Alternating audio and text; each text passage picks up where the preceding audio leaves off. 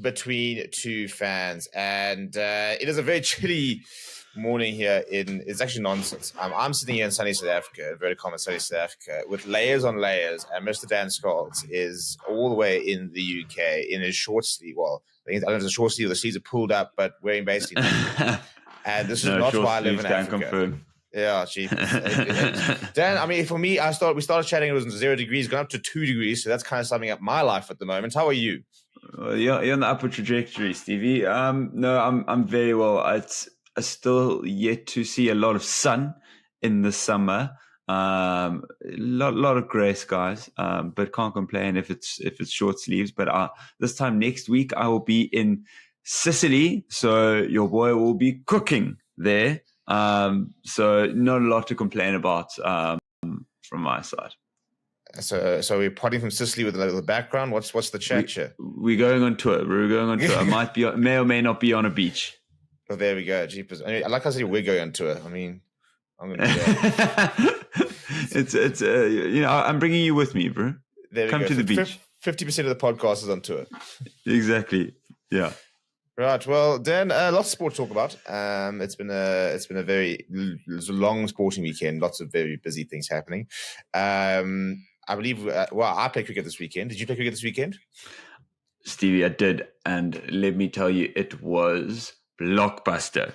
Let me just walk you through this. So it's last man stands. Yeah. For those who haven't played last man stands, it's 7 aside. Overs are only 5 balls long, and wides, after your first wide, they count for like 3 runs. And they also count towards the batsman, by the way, which is hilarious because you have to retire at 50, but half of you could be on 20 actually off the bat, and the rest could be wides. Essentially, defending 165. First of all, I was given out. Must have missed the ball by half a meter, but given out. So it wasn't a good start to the day, but we're defending 167. They need 5 to win off the last over, and then 3 to win off the last ball. They run a 2. The umpire says, cool, we can call it a tie or we can go to a super over. And then I'm not supposed to do this, but we'll just give the team a run, an extra run at the end. So of course we're going to a super over. Are you mad? And in last man stands, there's a rule that if the last ball of your innings gets hit for 6, it doubles. So it doesn't work on any other runs. It's not like if you run 2, you get 4, or 4, you get 8. It's only a 6, you get double, which is 12.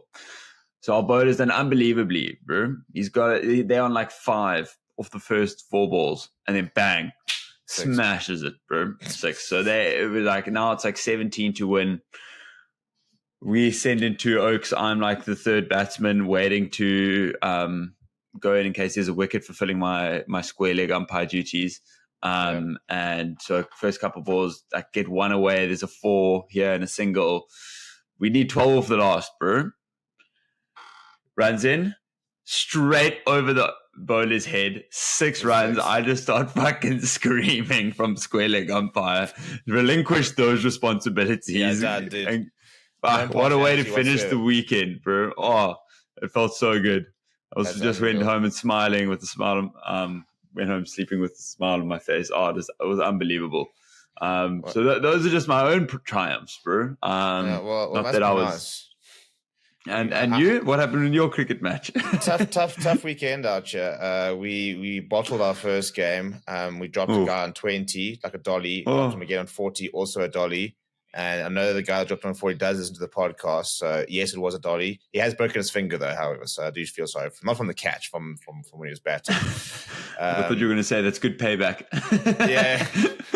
So we dropped this guy. I've been playing against a team who only had 3 batsmen. We ran out the one without even facing a ball. We had the other one. We had them we were all over them.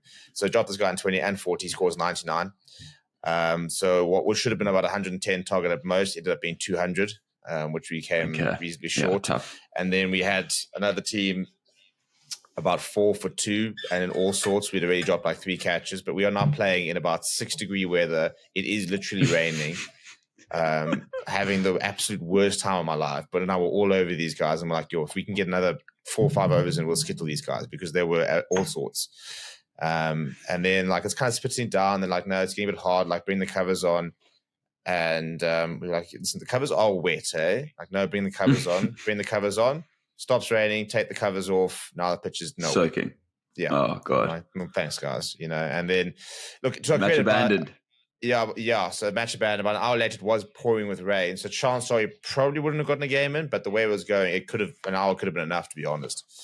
So we've got a big game this weekend. Sunday is basically effectively a knockout. If we can thrash the team we're playing, then we can go into semis. We win that semis, and you will see Steve tossing a coin at the DP World Wonders Stadium. Wow. That's what's on the cards. That's absolutely massive. Bro, you see the pods on tour. You go to Wonders, I go to Sicily. Bro, we have our different you can have roles here. I get Sicily if you want. I don't mind swapping next time, to be fair. That's pretty cool. Yeah. But Steve, unfortunately, we didn't make predictions on our own sporting achievements.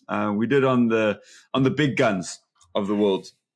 And let's revisit those of the ones that we made last week. For those who are new around here, Stevie and I are on the race to 15 correct predictions or prediction wins. And we predict on 3 of the hottest sporting fixtures of the weekend. Last weekend, we included the Champions League final, Stormers versus Lions in the final weekend of the URC, and South Africa versus Sri Lanka in their opening fixture of the T20 World Cup.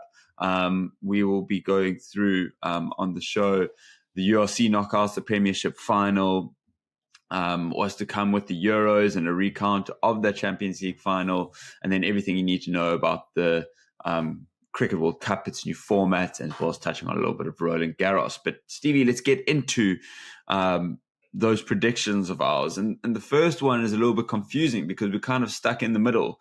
The Champions League final ending 2-0 to Hala Madrid as they lifted their 15th Champions League trophy ever. I mean, they're just masters of the competition, and Carlo is just ridiculous. Don Carlo, bro. Don Carlo's back, dude. Yeah, I think he should be. I think he should be upgraded to bro, because if he was South African, he would be Carlo. So you got like Rassie Erasmus, you got Rassie, Jacques, Carlo. Exactly. Carlo, bro. Carlo. Imagine you're on South Africa and you just got to say, morning, What the hell's Yeah, exactly. But Danny Carvajal and Vinny Jr. scoring their 2 goals in the second half there. Stevie, my prediction was 2-1 Madrid and yours was 1-0 Madrid. So we both a goal off. So I think we can I'm not sure, but let's go through the rest of the fixtures if we want to then revisit that. We might have to ask the audience who deserves the win or the point for that one. Next one was Stormers Lions. And I'm not going to get too much into the game because I think we're going to jump into that when we go right into the URC. But yeah, I'm not going to go. In score was 29-24. Stormers winning by 5 points. Stevie, my prediction was Stormers by 7. Yours was Lions by 10. So I'm going to go ahead and take that one in the second fixture. And the last fixture was South Africa versus Sri Lanka. South Africa ended up winning by 6 wickets yesterday.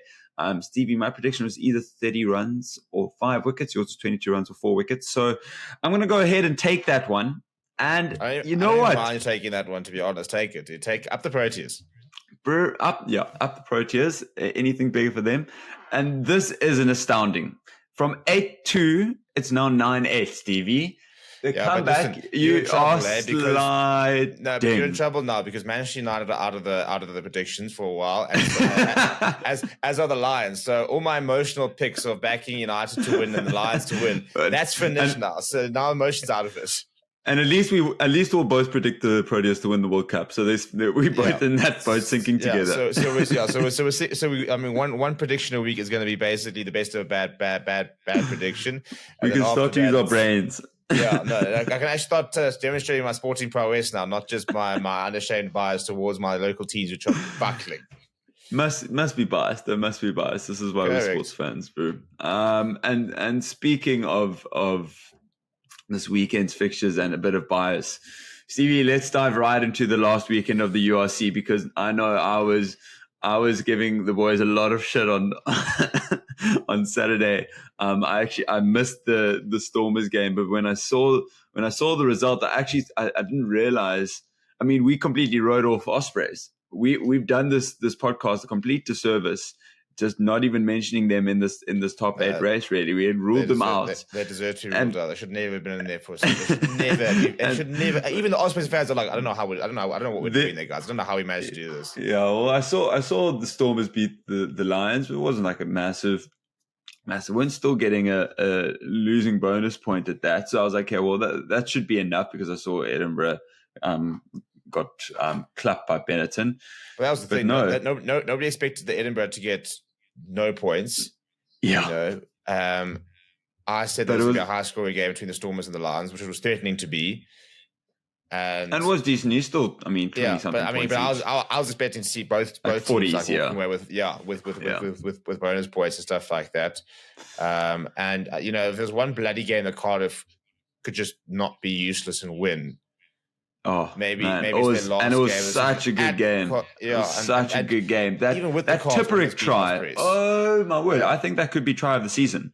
I mean, what a finish! Like the hands to get it down, the offloads, and then just because it's Tipperick who finishes it off, it's like there's nothing more likeable about that oak than anyone else in Wales for me. But Stevie, commiserations, and I was receiving a little bit of hate when I found out that there was the Ospreys that snuck ahead of you on Saturday. I did find it quite amusing at the time, but so let's quickly just get through some of the results and where that leaves us with the top 8. First of all, Leinster getting the job done, beating Connacht on Friday night in kind of mostly a second-string team, one or two first-team, typical Leinster first-team players slotting in there. And at that point, they were actually sitting top of the lob, I believe. Yeah. So it meant that the Bulls and Munster had to show up, which they both did. Bulls beating the Sharks 26 points to 14, despite the Sharks playing a very strong side, but I think they were all severely hungover and dehydrated. Well, Sharks played well, to be fair. I think there were times where Bulls didn't look as convincing as Bulls have over the season. Their front row decimated the Sharks front row, which was interesting. Not something that you really want to see as a Bulk fan. I saw somebody the other day talking about our Oxford chair. There's question marks over him. I said, dude, No.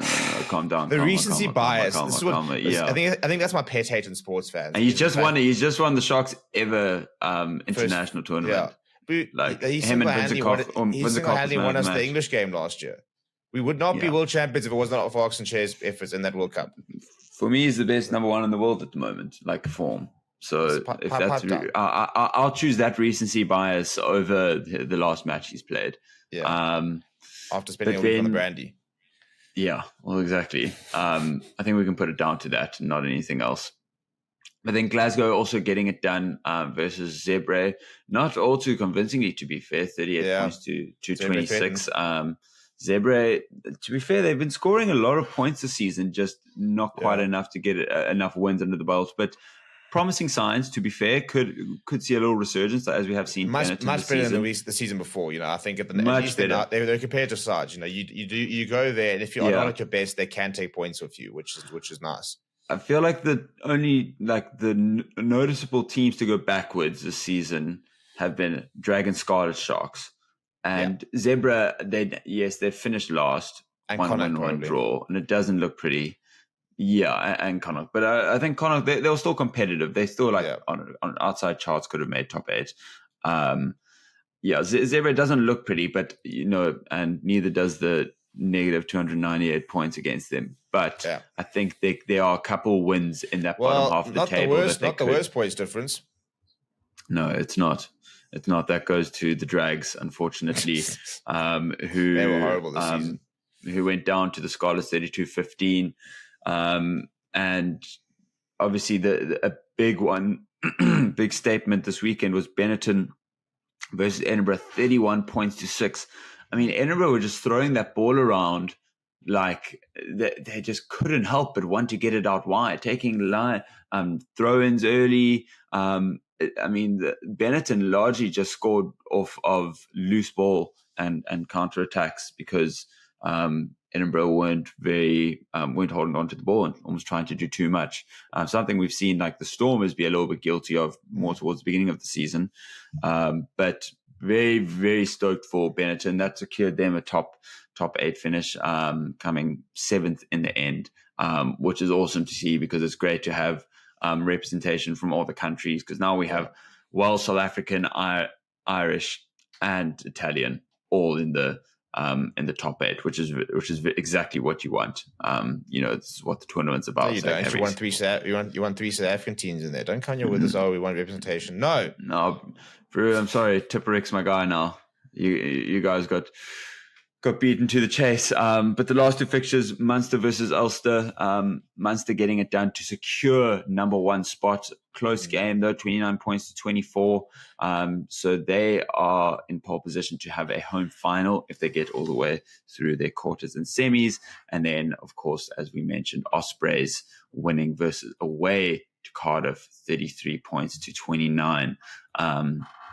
Stevie, I mean, you've obviously just slid out. You finished, so it ends, you're on the exact same amount of points as Ospreys, and you called it a while back. So Lions aren't going to go through because of the amount of wins under their belt, and that's exactly what happened. You're looking, you and Ospreys both on 50 points. Your points difference is 128 to the better, or is 120 points positive. Theirs is negative 35. You have 14 bonus points. They have 10. They just have that one extra win, and you have that one extra loss. So, I mean, it's got to be a tough pill to swallow. It hurts, and I've been saying this constantly. It just sounds like sour grapes when I talk about it, but I really don't like the more wins thing. I'm a big advocate for points difference because it encourages you to try and be aggressive. It encourages you to try and score tries, go high, and I think that's what people keep sort of saying, that they want. I mean, even though all is about, ball and play, for example, encouraging attacking rugby, encouraging, cool, lots of points and stuff like that. So, more wins now, you look back and you think, okay, so there's certain games where, and the annoying thing is, I think this is what the Lions are trying to do in the last month. That was too late, where suddenly they started being far more conservative because I don't know if somebody just didn't tell them the rules. But all of a sudden we were taking 3 points a lot during these last few games instead of trying to push for the bonus point, trying to push for those 4 tries. And the same thing on Saturday, we had a penalty, about 50 minutes before the end. And right up against the touchline, took the points, missed it. If you had just kicked a goal, had a bit of momentum, playing against 14 men as well, scored a try there. Yeah. And 10 minutes later, had another thing right in front of the poles after we had just had like 17 phases of just literally being kept up by inches, had momentum, had it gone through about 10, 11 phases, looking really good. Didn't try to go for the try. Took the 3 points, conceded almost immediately off kickoff, and that was what was the difference in the end. So, Yeah. And I also feel as much as you Stormers went down to 14 points. Obviously, a horrible tackle by Angelo Davis on Snedden Ahamba. And, there was obviously a big scuffle they went on afterwards. It wasn't malicious, but it was a bit reckless from Angelo Davis. You could just see it from a mile away. It was just coming. You just knew that ball was floated and they were coming at pace. It was just always going to end badly. But I actually, to an extent, the person Lions would have wanted on the field the most, having gone and playing against 40 men, is Nahamba. Yeah. He's the one who's able to exploit the space the most. So as much as you had that advantage, I don't think you were able to necessarily take advantage of it because your creative player wasn't able to kind of unlock the space that was then open. And frustrating that Mario Stowe yellow card. Look, I do think we need to review Angelo Davis' reaction from the push. I think it was a little bit over the top. But it was so stupid from Mario Stowe. You've just seen a tackle, which is a red card. Like in real time, you're going, cool, that's it. That's them 14 men for the rest of the game. No need to engage. And to get a yellow card for that was frustrating because there would have been I think it would have been about 33, 34 minutes that the Stormers would have had to play without 14 men. And you then think, right, cool, we've got the momentum, 1-man advantage. You kick deep, you score there. You have Mario Stowe running into the midfield, drawing in. Even just take points straight from where the hit was. That's exactly where you start squeezing straight away, put on points pressure against them. But I agree. I mean, he came in from steaming from like 50 meters away with a huge heave. Yeah, he was fed up. He was just like, no, I've he was seeing red. Yeah, it didn't help that we had seen Raz McClellan also leave with a concussion, also knocked out earlier. That was his fault more in terms of tackle technique. Yeah, I think emotions were high, and then you see a tackle like that, and you just use your cool. But it's annoying when he is the captain. I know he wasn't. I wasn't the captain at the time, but he has been the captain this season. So I feel like he's your designated leader. He's like I think without him, I think he's your biggest person you'd miss were he to leave.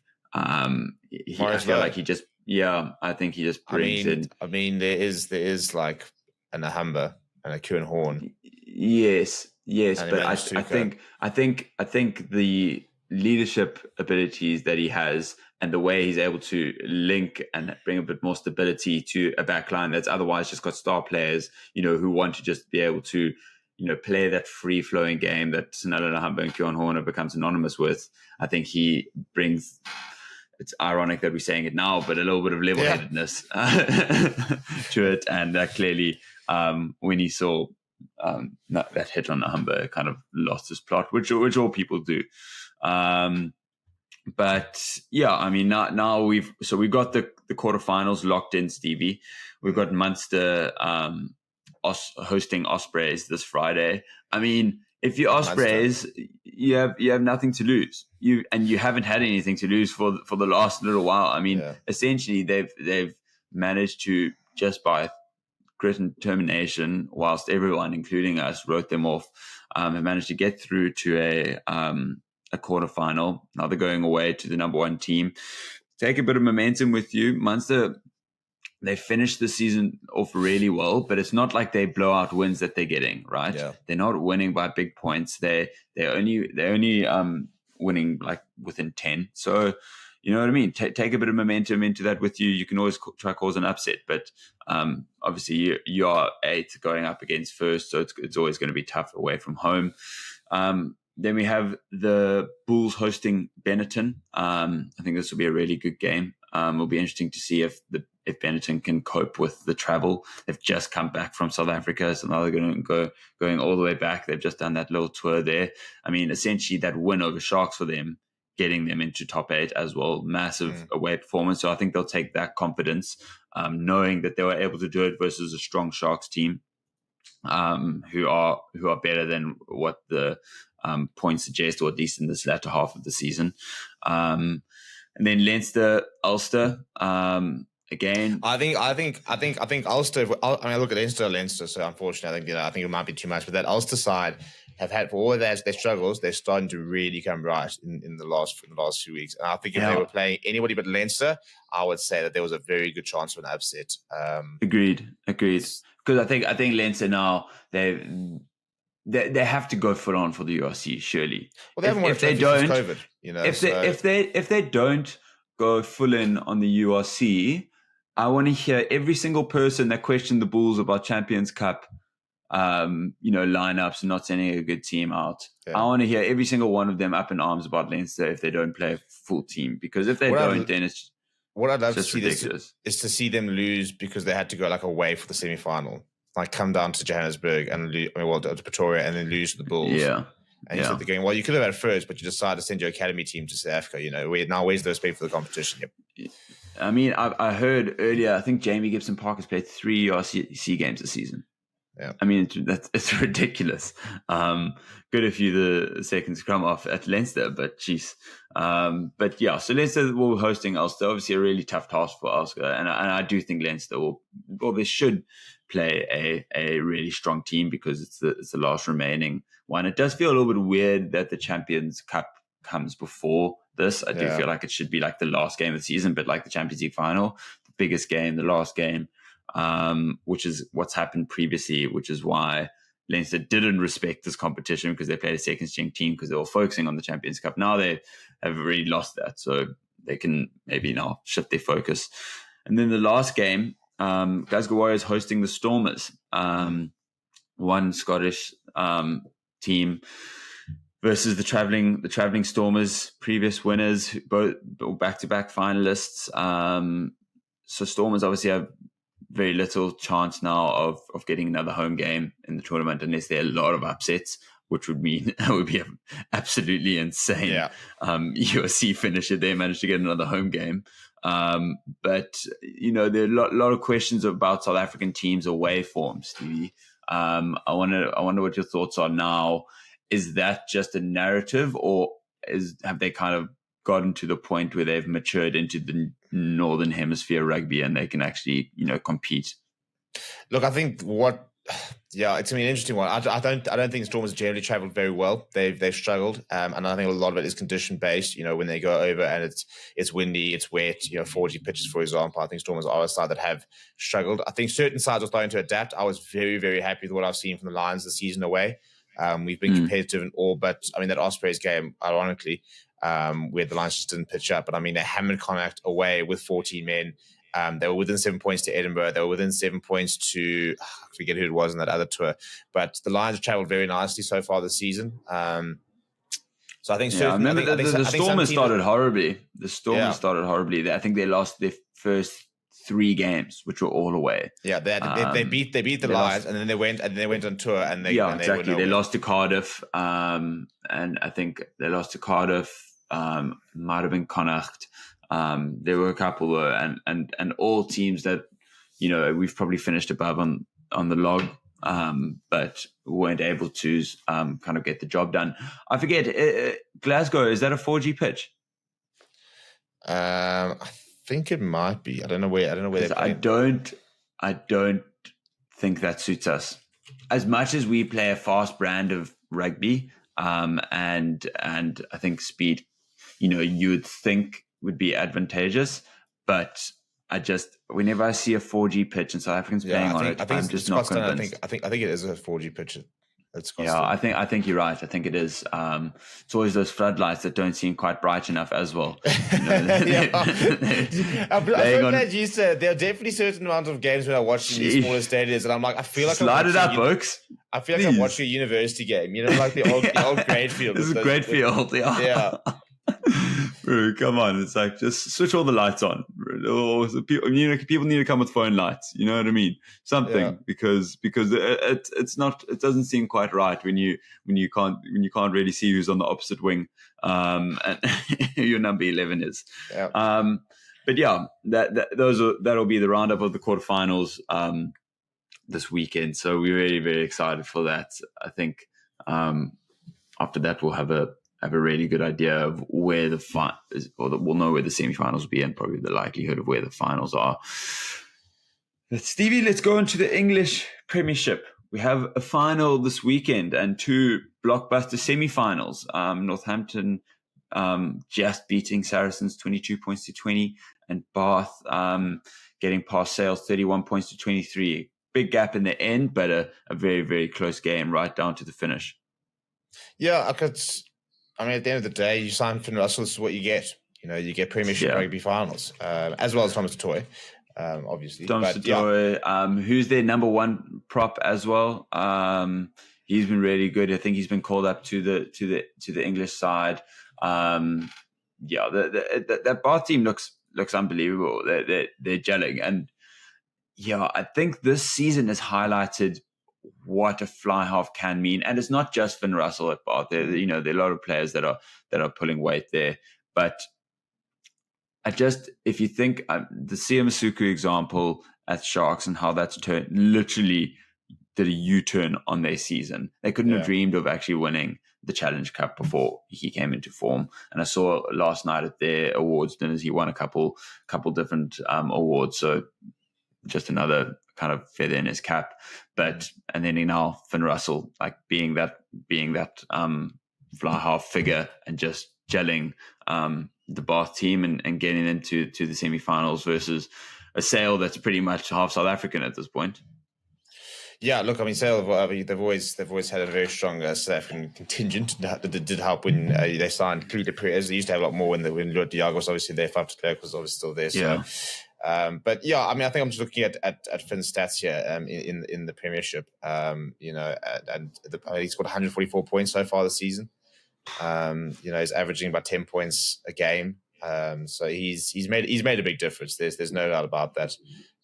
And I think he's also. I think he's such a mature player these days. I've always enjoyed Finn Russell, but he was always the maverick type of player, and I think these days he doesn't always just want to be the hero now. Yeah, he's just got such a good all round game these days. His defense has come in leaps and bounds.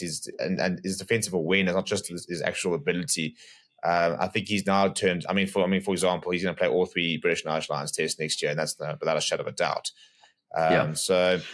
Very keen to see how he goes in the final. I think that he could be the difference. It is obviously it's Finn versus Finn. Yeah, and Finn Smith was back. Was got into the team of the season. So he has been back. He has been basically chosen as the best fly half of the season. So it is, but Finn Russell was nominated. So you got your 2 form fly halves going up against each other, which is always a fun battle. We saw an incredible Premiership final last year. So I think it should be good fun this weekend. No, it's massive, and the big one in Northampton versus Saracens was kind of Courtney Laws's final, last dance essentially for Northampton, coming through and just having played there forever, as it was Farrell's last game for Saracens. So those are like the 2 mavericks of each of those clubs, really kind of going toe to toe. We just saw a little bit of the unbelievable player Farrell is in the last moments of the game with that little assist grabber through. So good. And it's so funny. We were just chatting before this, Stevie, but it's so much easier now to be a Farrell fanboy now that he doesn't play international rugby, because I don't need to have the anger held back inside of me for when we play England so that I can hate him again. I don't have to reserve that hate now. I can just enjoy watching a good player play. It's going to be very, very interesting to watching up racing next season. Yeah, I think, somebody the other day was talking about, name that one player you hate, but would love to have played for your country. And somebody said Owen Farrell, and I said, I said 100%. I said, would love him if you're South African. I love Andre Pollard as much as the next person, but, Farrell was made for Springbok rugby. Yes, can be dodgy in defense sometimes, inverted commas, but big physical presence at fly half. Goal kicking is second to none. Listen, for the record, I would never replace Pollard with anyone. I'd never replace Pollard with anyone. But I do agree. He fits the mold so well, right? Yeah. Physical fly half who can kick, and leader. Leader has just an unbelievable pass. That flat ball of his just is something to behold. So I think if it was South African, we'd all absolutely love it. And at the end of the day, you don't play 100+ tests by accident. You don't become one of the highest scores of British National Lions history by accident, and you don't become England's highest point scorer by accident. So he's an incredible rugby player, not popular in South Africa. And it's always funny because, I always see a different side of these players, because going to the press conferences and meeting them and stuff like that. And he is one of those players who on the pitch, can be very unlikable. He's got a chirp in him. He's, sometimes his antics can be a bit much, but he's a very, very down-to-earth person. There's no arrogance about him. Very nice. And give him his due, even last year after the World Cup, as soon as that final whistle goes, he'll give the credit to the other team. He'll never not want to complain at the final whistle about things that went wrong and stuff like that. He's very, very happy to give credit where credit's due. It's a mask that these players have to pull on, right? They become what, like the animal, exactly, and that's exactly what he is. He knows exactly how to rile up the opposition team. He's leading the cheers when English win the penalties and stuff like that. And that, as when you're watching as opposition, it's the worst. And I wouldn't necessarily want South African teams to be necessarily cheering at every single penalty like the English have been in the last couple of years, but it was exactly what it was. Because of that, it was the closest they came to beating the Springboks, who were eventually the World Cup champions. And he led that English team to what would have been probably one of the biggest, World Rugby or Rugby World Cup shocks we would have ever seen. And they were only a couple of points out from it. So unbelievable Saracens career for him. I think he got 5 Premiership titles to his name. 2 Champions Cups. So, he's not falling short, and Russing will be lucky to have. Hello, everybody, and welcome to Fair Rugby on Fair Sport. It's a Saturday night, and we have got the final quarterfinal of the weekend coming up very, very shortly. It is Glasgow Warriors versus the Stormers, and the potential last opportunity for an upset, because we have had the side ranked higher. We're in all the quarterfinals so far. So at the moment, we do know that it will be a Bulls versus Leinster semi-final next weekend. And the winner of this will take on Munster. So Munster beating Ospreys on Friday, 23 points to 7. We then have Bulls beating Benton, 30 points, 23. Leinster beating Ulster, 43 points to 20. The most convincing win by quite some margin so far in the playoffs. Obviously I think they are the current tournament favourites from a statistics point of view, but we'll have to travel. And tonight, well, this is the one. I mean, there we are. I mean, 4th versus 5. There's very little between these two teams with regards to log position. 6 points was the official difference. Look, there was a bit of space between the top 4 and the rest of them. But I think these two teams, I think if the Stormers do pitch up, then they've got a chance. But I think they are up against it. And I think they're playing in Scotland, for example. The conditions do look very nice. Far more what the Stormers are used to than, for example, when you play in like December. But Glasgow Warriors are a tough side to beat, and at home they're going to be very, very difficult. Chris Busby is our man in the middle from Ireland. Has made his URC debut in 2020. He'll be assisted by Frank Murphy and Peter Martin with Mark Patton in the TMO box. Let's go through the teams, shall we? We'll start with the Glasgow Warriors because they are the home side. So it is Jamie Batty, Johnny Mathers, and Xander Ferguson. And have I said that? It is raining, so maybe it is a bit more familiar sort of Scotland conditions. Scott Cummings, Richie Gray, the two men in the second row. Then Matt Ferguson, Rory Darge, and Jack Dempsey. Plenty of Scotland internationals listed in amongst that pack. You then got George Horn, who will partner Tom Jordan in the halfback pairing. Carl Steyn, Sebastian Cancelera, and Josh McKay at the back three. Your centers are the Sione Tupolotto, Hugh Jones combo known as Hugh Polotto. Off the bench, it will be George Turner, Nathan Macbeth, Ollie Cable, Max Williamson, Ewan Ferry, Henko Fenter, Jamie Dobie, and Ross Thompson, a 6-2 split for Glasgow. For the Stormers, in the front row, Brock Harris, Joseph Dreber, and Francois Herber will have the support of Salman Murat and Ruben van Heerden behind them in that tight 5. The back row looks like Willie Engelbrecht, Ben J. Stickson, and Hachiva Diamani. Herschel Yankees will partner Moni Liebach in the halfback pairing. Ben Loader comes in for the band, Angelo Davids, and joins the likes of Slayman Hartzenberg and Warwick Lunt in that back 3. Sasha Feinberg, Gomez Lulu at fullback last week. He is into the centres this week. He'll have Dan Duplessis for company over there. Off the bench, it will be Andre, Hugo Fenter, Steve Vittoria, Natalie Bashir, RJ Smith, Marcel Tennyson, Connor Evans in a 6-2 split that then features Paul Devet and Jean-Luc Duplessis. Get your score predictions in the comments below. I want to know where you guys are backing, who you supporting. You got a poll, which 145 people have voted on, and apparently a lot of Stormer support in the comments.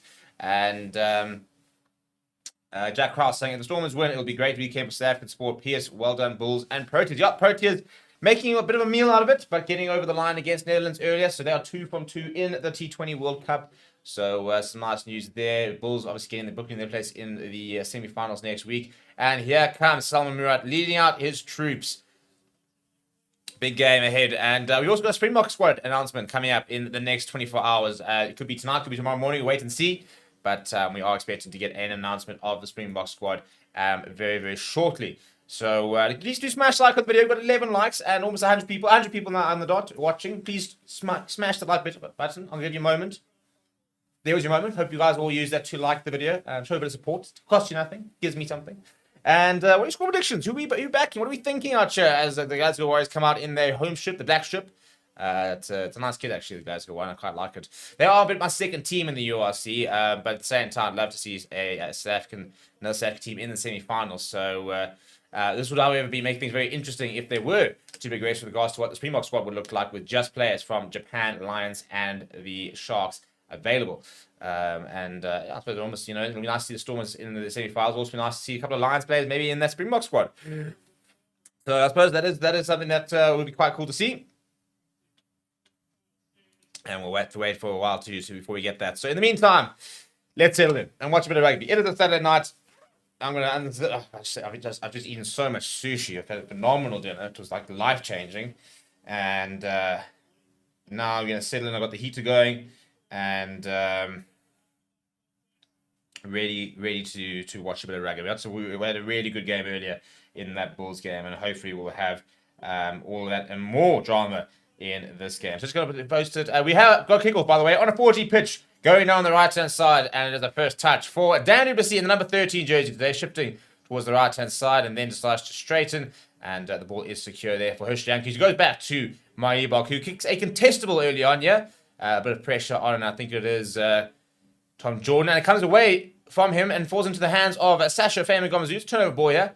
And Hartzenberg then flinging it scrum half. Nice solid carry in the middle there. Nice thing with 4G pitches that whilst it is raining, the conditions underfoot will be fine. Warwick going to the boots, seeing a bit of space in behind. And onto the bounce there. Here comes Josh McKay. Slips the tackle. I think it was Ben Jason Dixon. And ripped in the tackle though. So Hershey Yankees comes away with it. Very, very good work so far early on here from the Stormers to get possession back a couple of times now. And on the right side, Brock Harris, the veteran, carries his first carry. He's supported by Frans Malherbe. So solid work from him. Now continued on the right hand side. Warwick pulls back inside to Dan Duplessis. Looking for options.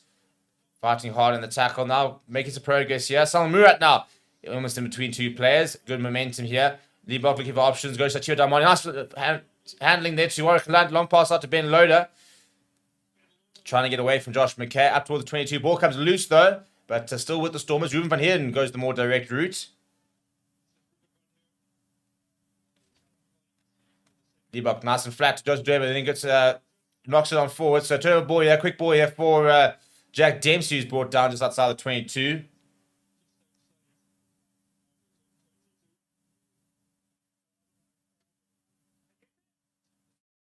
And now going to the butcher is George Horn.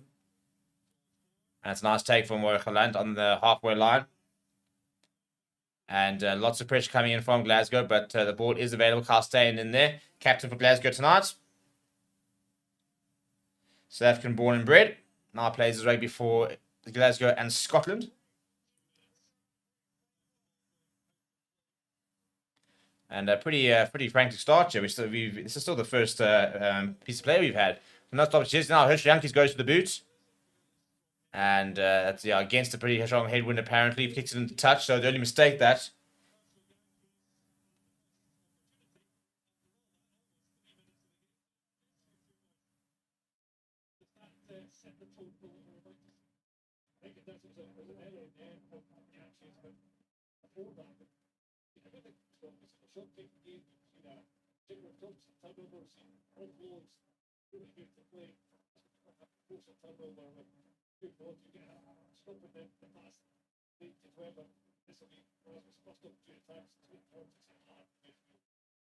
Right, solid line there for Glasgow and Duplotu carrying it up. Solid carry this time coming from Joey Dodge, fighting hard in the tackle. And with a bit of a run-up, he's got hammered back as Jamie Batty. Good tackle that. Good physicality on display. I think it was Ben Jason Dixon and Joseph Dweber. Oh dear, it's a massive thumping hit there from Ben Jason Dixon. And Johnny Matthews offloaded to nobody. And Frans Malherbe's come away with the ball. Penalty though for Glasgow Warriors for coming in from the side. Let's have another look at this hit though. It's a massive tackle from Jason Dixon.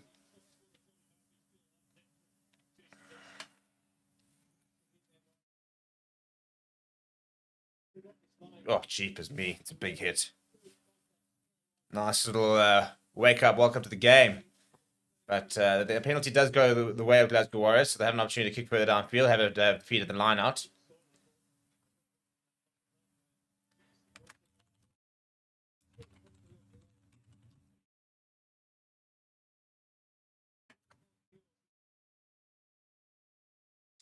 TK Gaming said, who will the Bulls play in the semis? It'll be Leinster, and saying, I hope Dweber didn't cost the Stormers the game. Already mistake from him. He was a nice tackle. Look, it wasn't the greatest pass, to be fair to him. Franco Smith watching on, the coach of Glasgow Warriors. A shrewd coach is Franco Smith. He was coaching Italy and doing well with Italy, in my opinion, but got the sack. And to be fair, Italy are taking big strides forward. Nice slow carry there from Tupolato. Now Richie Gray. Now stabbed in behind by Tom Jordan's taking a deflection though off a Stormers player. So it will be Stormers feed to the line out here inside the 22. So nice early attacking opportunity this for the home side. They'll really want to hit their score first. Try and build that momentum. Stop putting early pressure out on the Stormers.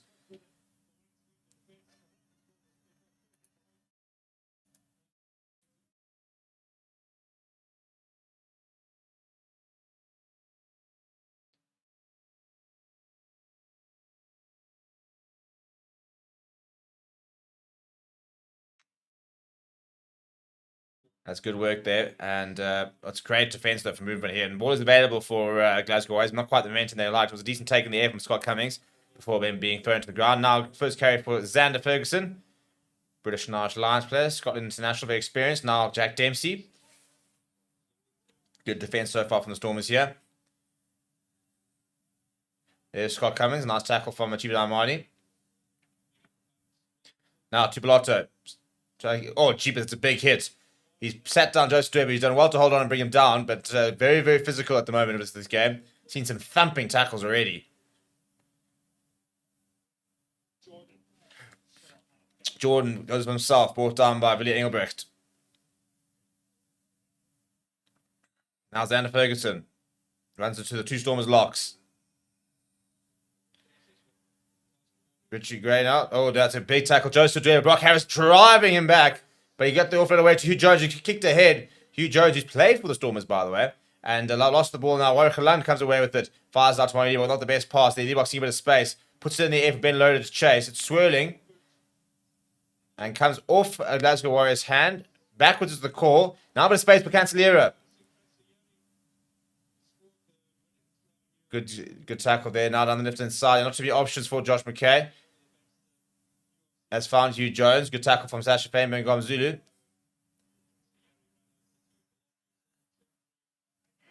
Now, slowing things down here is George Horn. He's going to go to the boot.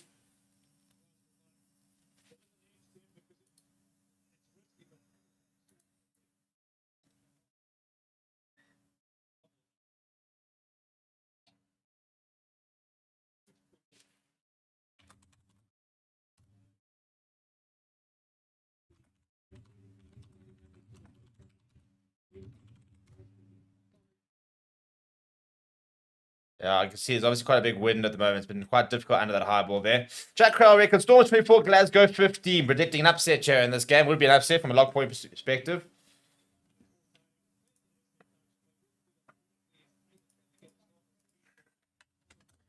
We'll have confirmation of the exact details of the semi-finals tonight. So Munster watching carefully because they'll be facing one of these two. But both semi-finals to take place on Saturday. Apparently one's going to be at 4 o'clock, one's going to be at 7 o'clock. That might change.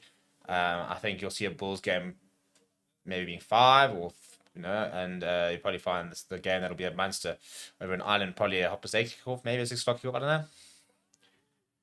But we'll wait and find out exactly those times. And the grand final the week after, the 22nd of June.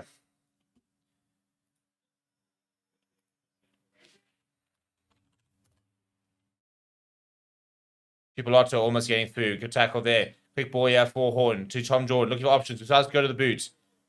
Warwick though. No, sorry, Hartsburg is away with it. And he's come away with good work there.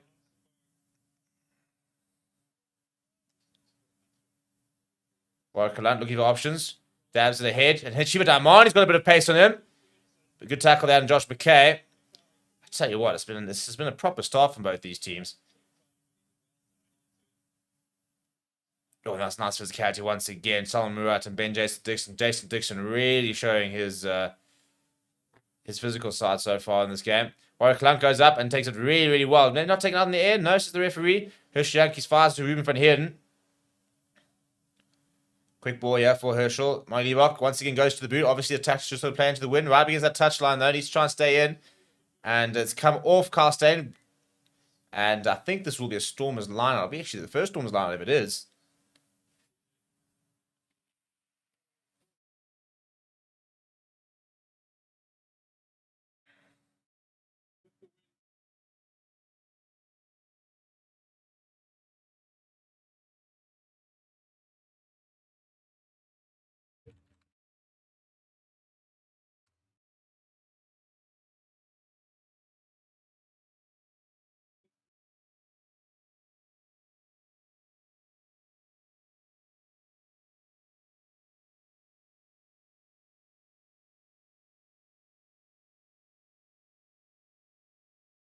All right, Joseph Drebber, his first line out of the day. And there's one by Glasgow Warriors. Getting the timing a bit wrong there. Murat went up and came down without it.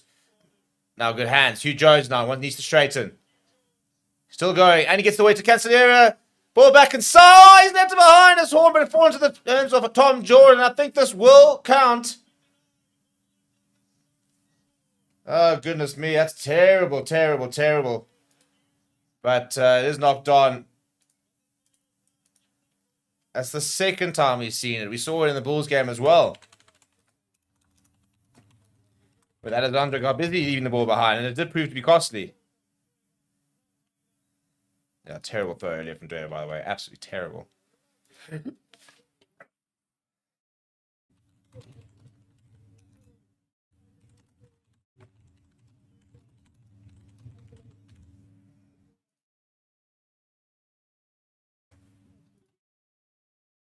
Had to be taken. That's so, so poor. So people just don't want to score tries these days. I mean, that was a gift. Guaranteed try instead of coming back for the first scrum of the day. Interested to see how this goes.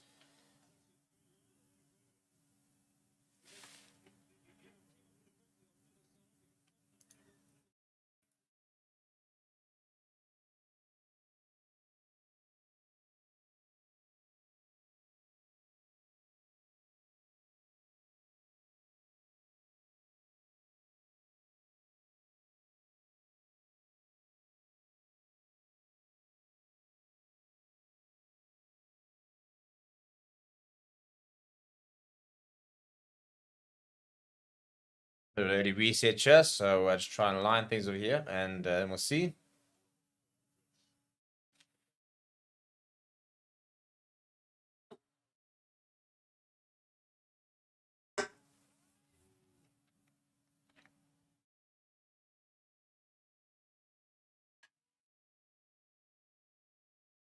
Scrum's gone down, but ball is available at the back. Now we're going to have another reset.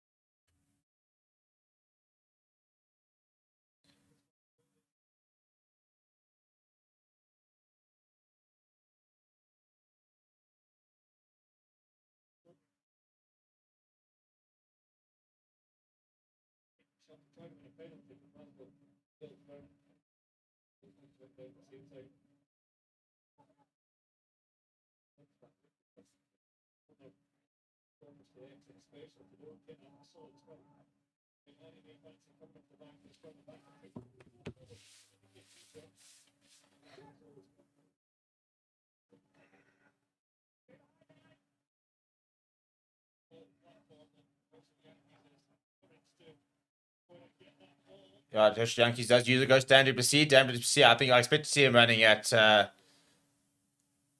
inside centre a lot, actually, especially on those tackling scrums as a direct ball carrier. Ben J. Dixon now rested to the ground. Stormers just need to exit at the moment. Hirsch Yankees goes back to Moen Liebach. Under a lot of pressure. Does find a clearance. Not got the distance he would like, but does find touch. Outside 22. Good momentum this year from Glasgow. Just trying to see if it's still raining. It looks like it has stopped. It'll still be a little bit wet underfoot, though.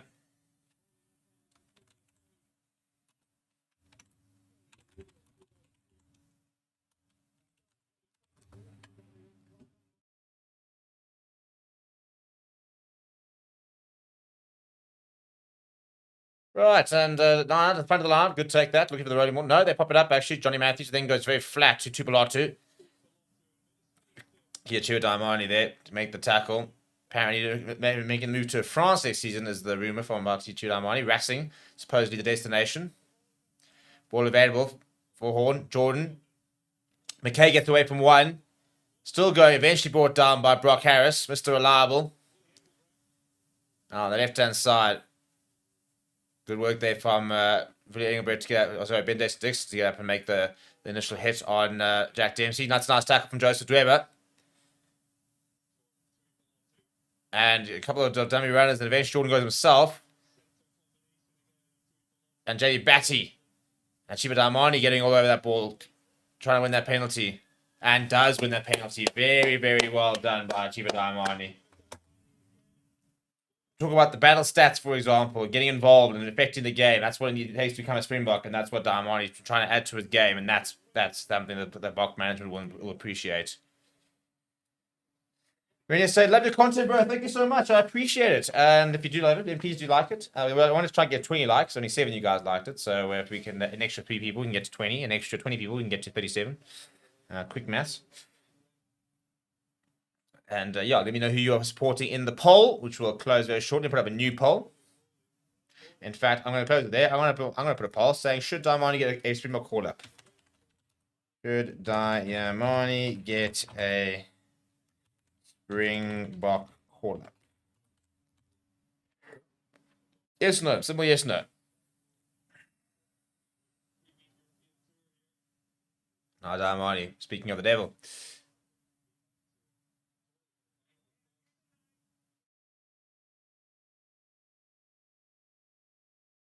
No, Sam Hartsburg, I need that kick from Moini. But it does come away with it very, very well. Good work there from the youngster. Another player's on the Bok radar. Oh, that's not the pass that was meant for you, Solomon Murat. And he's made a bit of a hash of that. And I think Glasgow Warriors will concede a penalty. I don't know how they managed to do that. They should have had that ball very easily, but they bottled that and they conceded a penalty. This could actually be kickable. So Moini Bok might just decide to have a bit of a pop here.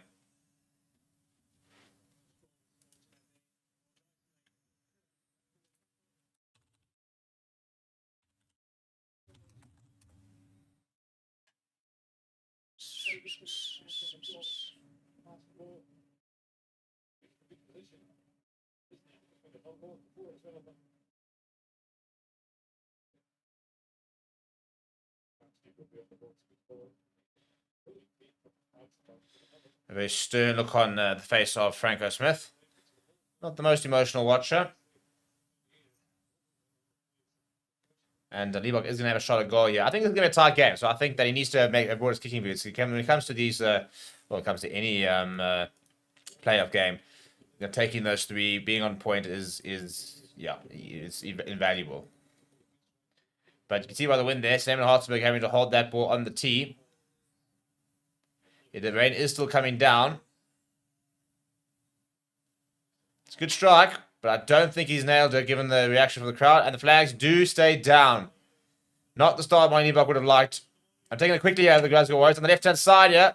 Carl Steyn still going. Carl Steyn still going. Eventually brought down by Willi Engelbrecht. But into Stormers territory. That's really been shut up very quickly as Hershey Yankees. Actually good read from him.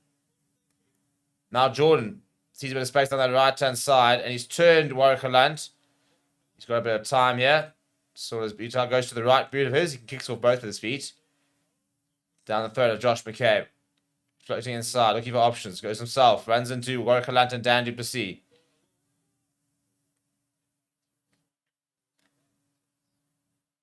Now Batty. Keeping it a bit tight here, Glasgow. Horde looking for options. Go down the right-hand side. Cancier there. Nice carry from him. Back down the right-hand side. Good tackle there from Achieva Diamani. But he gets up and goes, as it goes again, does George Horn. Hershey Yankees wasn't happy about that. Now Xander Ferguson. Ball available here. Pick up and go from Richie Gray. Ball spills out the back here. Scott Cummings has a go now. Almost the jeepers. There's just no pillar post here at the moment for the Stormers, and they're just waltzing straight through at the moment. A couple of nice offloads. Jack Dempsey looking to try and be held up by Ruben van Heerden, being told to leave it. Penalty advantage there. Warwick Lunt being caught in the ruck. And not running is the call. And this will be pretty kickable, I think. And I think we might see our first points of the game here. I'm sure George Horn will grab the kicking tee, or Tom Jordan.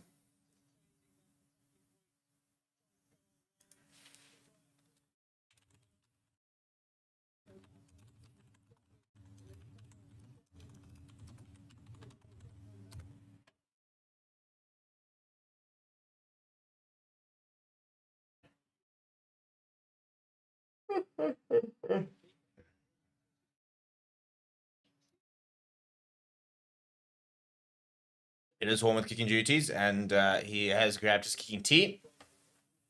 Nobody there holding it on. So I think he should be okay.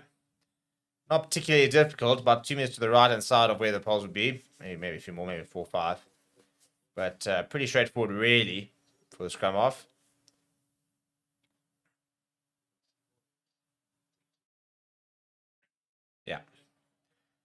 No issue there whatsoever. Right, Glasgow Warriors take first blood after 20 minutes on the dot. We have our first points in the game.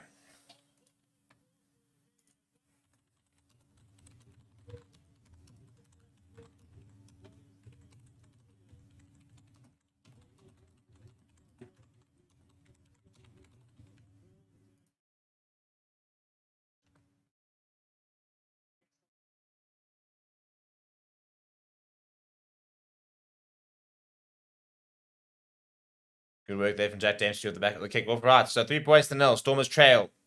They'll have to come back from behind if they are to win this game.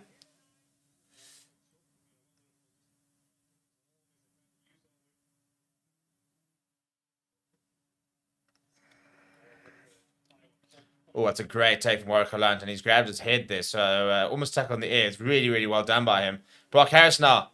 The industrious Brock Harris, carrying strongly. Now penalty advantage for not running away.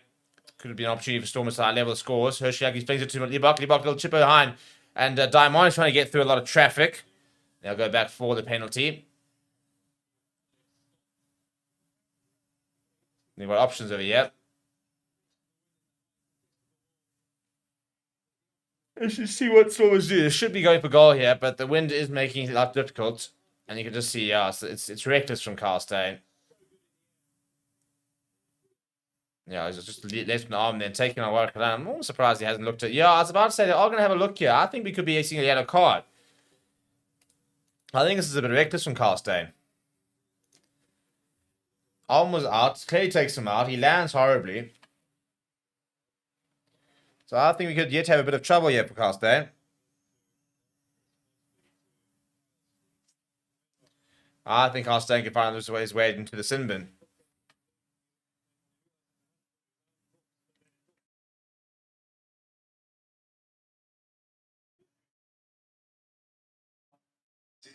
समझ में नहीं आ रहा है कि chest workout में क्या करें ज्यादा कुछ नहीं करना है तार से स्लेंडर लटकाना है और अपनी चेस्ट में मारना है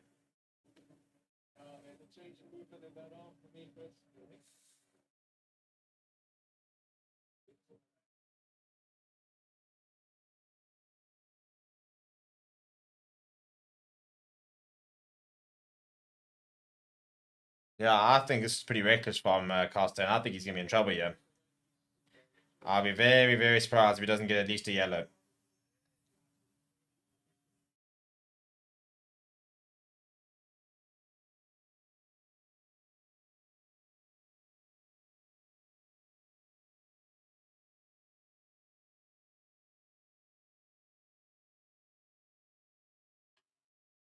Yeah, so I think I'm going to see it.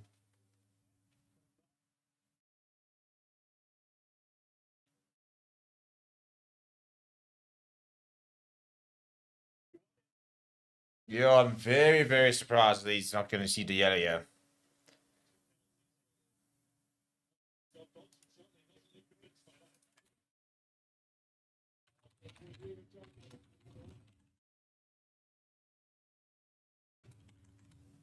So he gets away with it, this Carl Steyn. A bit surprised about that. I think Solomon Murat's having that conversation with the referee. They are going to take the points here. Our Stormers try and level things up. Give Money another shot. It's still raining though. Warwick Line, by the way, is up and ready to go.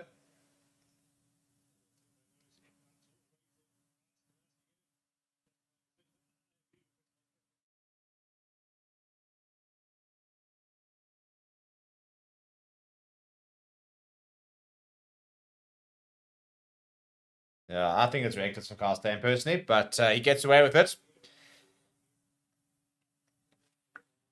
Stormers will still have a penalty, and it is a very kickable position. So Leewalk now trying to level the scores.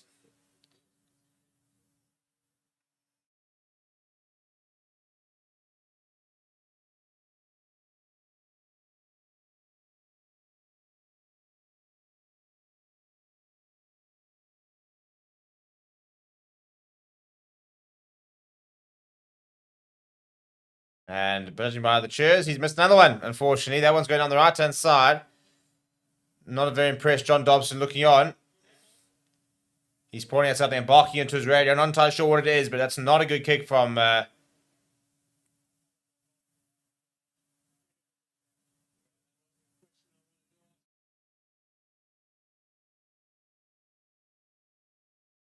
Yeah, an interesting one. So then they took the ball. They took it quickly last time. They had a ball ready to go on the side basically when and they've tried to do it again. This time the referees caught onto it.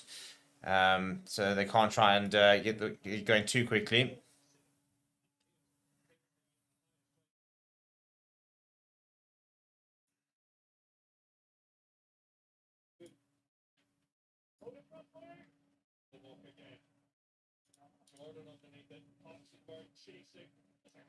Tom Jordan, that's a really good take from him under a lot of pressure.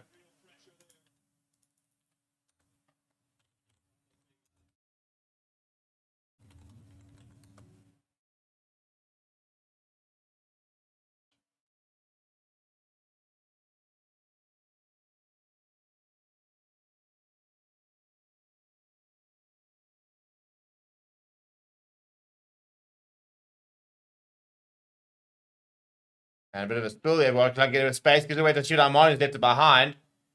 Knock on advantage for Glasgow, and they will take the scrum. Yo, look at what it means there between Roy Dodge and Tupulotta. A bit of chest pumps and the likes.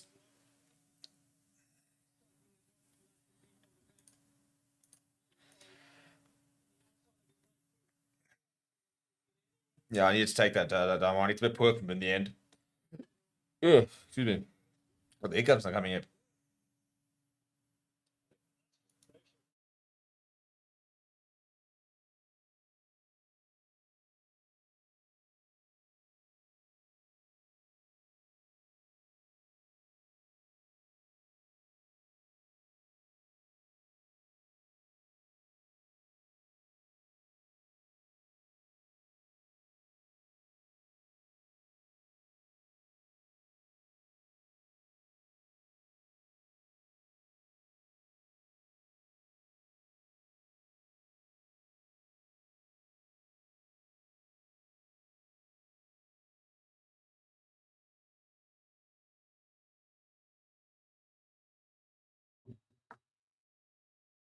All right, so scrum, yeah.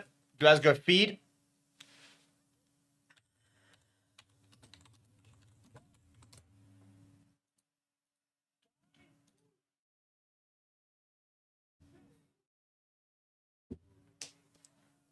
And they've got a dart penalty, Glasgow Warriors.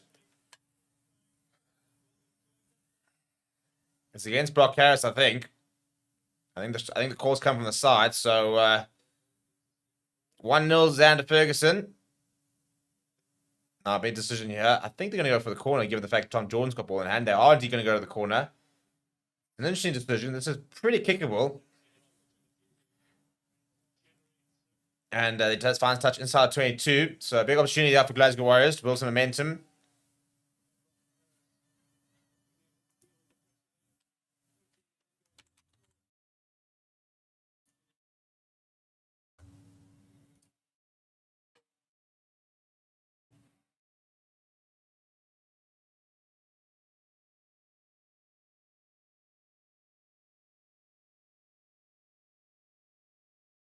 It's a couple of issues here with the lineup. I'm not entirely sure what's happening. Then Dan Duplessis come out of it. But that's Hugh Jones in the lineup, by the way, as well as Carl Steyn. This is bizarre.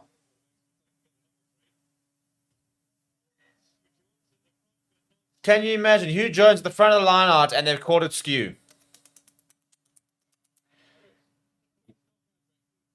How dare you? How dare you, Rob? To be fair, it's got nothing to do with Hugh. I'm very interested to understand the concept. I mean, the commentators are having no fun. It's knockout rugby. Play your normal lineup. I mean, the hooker's got it wrong there. He's thrown it in skew. It's got nothing to do with Hugh Jones, by the way.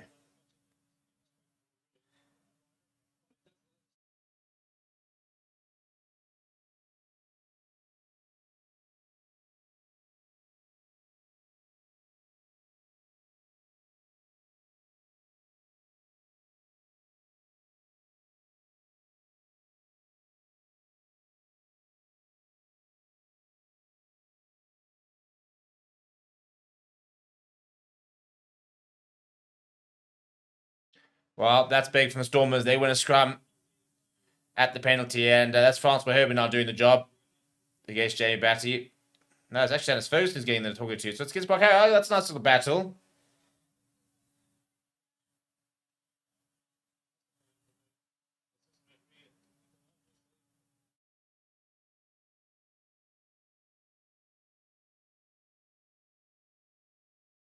So that's a penalty apiece at scrum time for either team.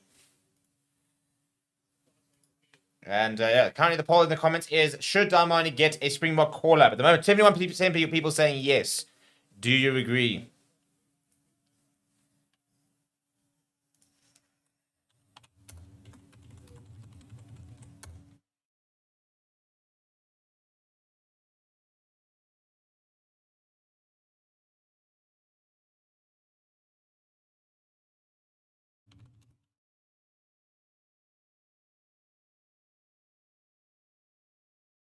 And that is a knock-on from the Stormers, and it'll be a Glasgow scrum now.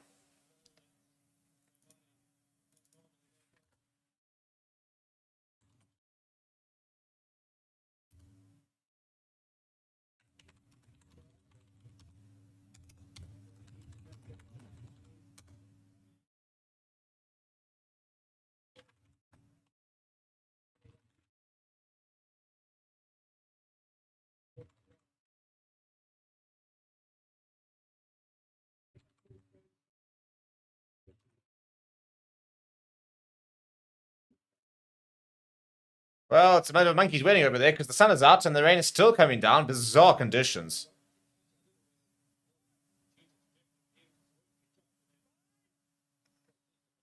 But some very strange rugby in the last 10 minutes. Both teams almost overcomplicating things. Just kind of need to just simplify things, really. Much better scrum this time for Glasgow Warriors. They do win the penalty, so it's a very, very interesting scrum battle here happening at the moment over that Scott stand. Basically, it has tended to be whoever's had the feed. And you can see this is Xander Ferguson really working over Brock Harris. And then sort of pivots there. So, yeah, so that's good work. Really, really good work being done by the Glasgow tight head.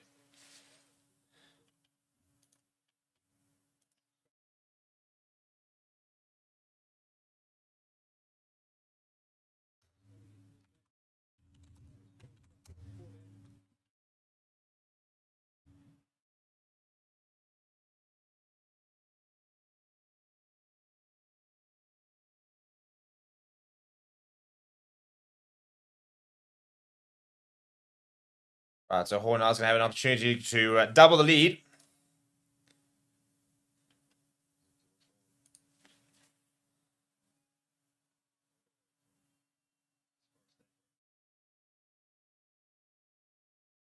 Yeah, that's a good kick. Turns quickly. 6 points to nil as we approach the half-hour mark. Glasgow Warriors definitely playing the more of the rugby recently and building a lot of pressure here. Stormers got to find a way into this game now.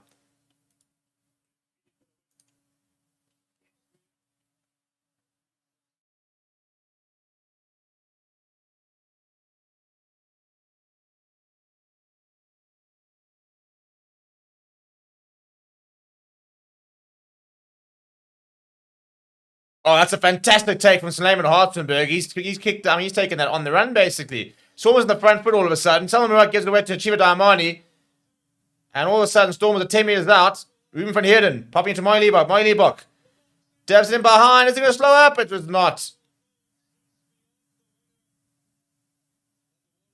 Ben Loader just can't get there. Slightly too hard for Moy Liebach. Just wanted to try and bounce up. Good kicking behind. Nice idea as well. But this chase on Suleiman Hartenberg is absolutely pinpoint. Just gets in front, bang, and off he goes. And all of a sudden, they've put Glasgow right on the 5-meter defensive line out. And it's a good line out. We missed it, but it's a great kick from Horn. Goodness me, that's good. How's that for a clearance? They've put Stormers all the way back towards the halfway line. So, yeah, I mean, that's all the pressure alleviated. That's really good work from the scrum off.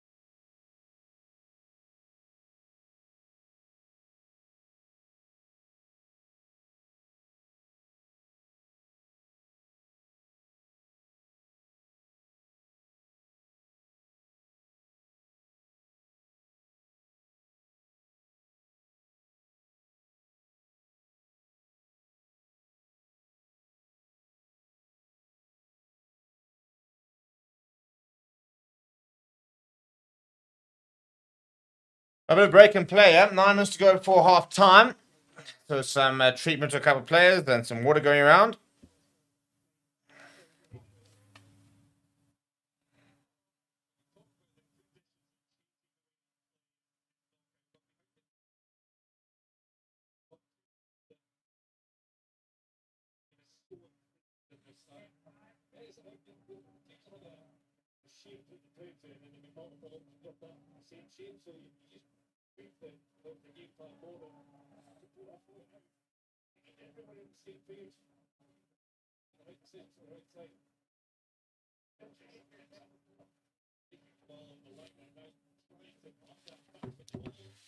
Got a Roddy Moore here. It's pretty good Roddy Moore as well. Joseph David needs a bit of support here. Gets the way back to Hershey Yankees.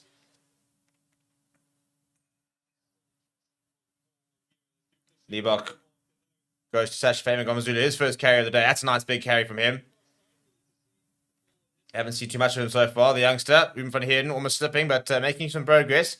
Hershey Yankees down the left-hand side. Liebach goes to Vinnie Engelbrecht.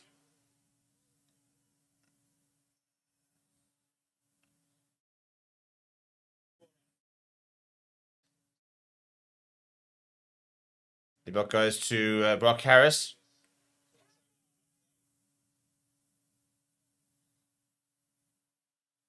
Liebach goes to Sash Fame Gomazulu. And that's a great kick. It's actually bounced over Josh McKay. So it's a good kicking behind from Sash Fame Gomazulu.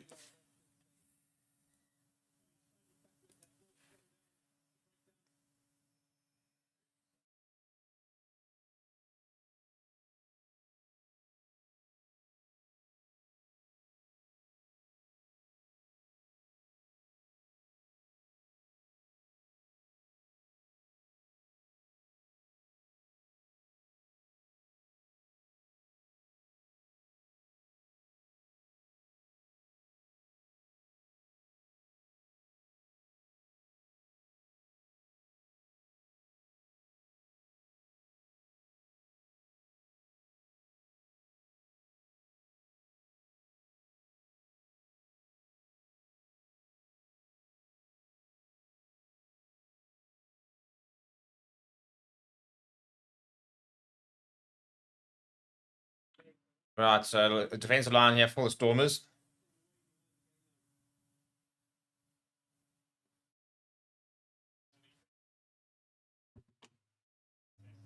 That's a big tackle from Joseph Dweber. Good physicality from him.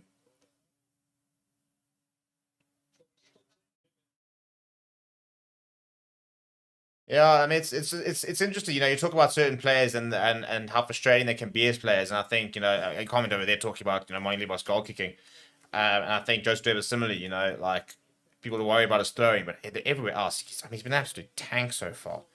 Does not go backwards in contact, whether he's carrying, whether he's defending. He's a proper rock solid hard player, but just sometimes the throwing into the line lets him down.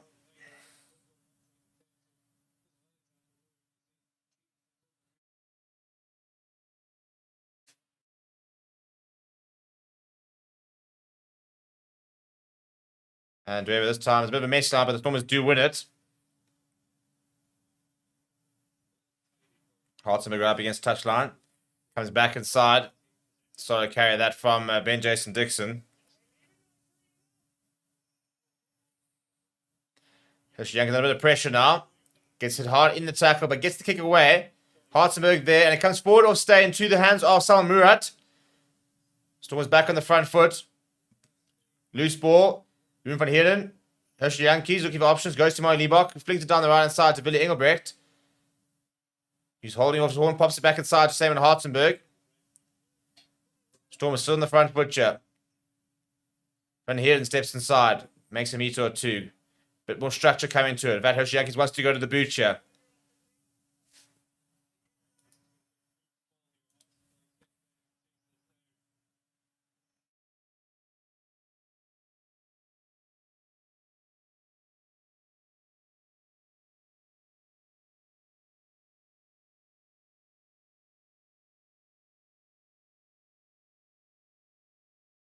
Moyne Liebach now with a space here after the kicking behind. He's looking to run as Moyne Liebach. Goes short to Warwick Lunt. Ball available. Libok goes to Armani. Fabian Gomezulu then starts to drop it to the boot. And he's turned Jordan. And that's going to be almost inch perfect. But a lot of pressure here. And Ben Loader has managed to put him out. That's such good work. It was a great kick by Sash Fabian Gomezulu. The chase came from Dan Duplessis and Ben Loader. The tackle on Tom Jordan. He had nothing else he could really have done, to be honest.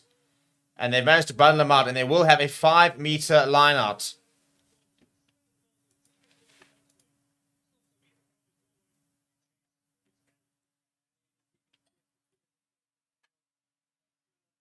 Right, now Joseph Derby needs to get this right.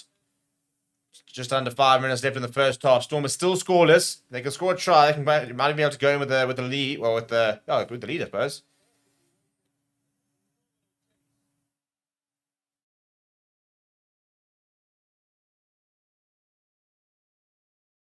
And Billy Engelbrecht goes short. Yeah, he's just short. He's just short of Billy Engelbrecht. Storm is on the front foot here. They're 2 meters out. Hershey is desperately looking for the ball. Skips to Darmani, goes to Murat.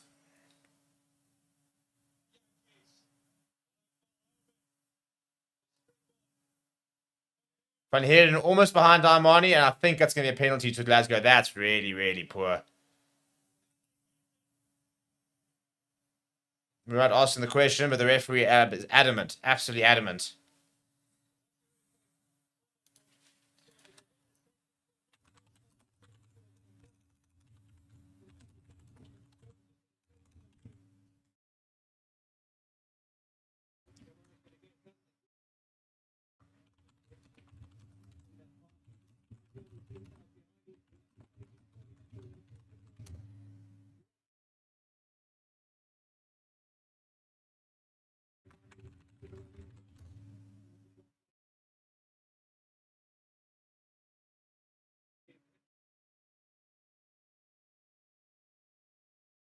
And that's a big chance going big for the Stormers, who need to find points here at the moment. Trailing by 6. 3 minutes left on the clock in the first half.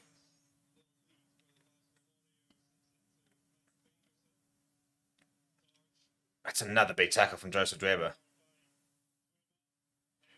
That's a nice tackle from Billy Engelbrecht. Physicality didn't go too far from Stormers so far tonight, but 2 missed kicks. I mean, it should be 6-6, really, to be perfectly honest. I think that was a goal opportunity to score a try as well. So not been clinical at the Stormers. They've had their chances, but Glasgow have been far better at taking them. Now Horn goes to the boot.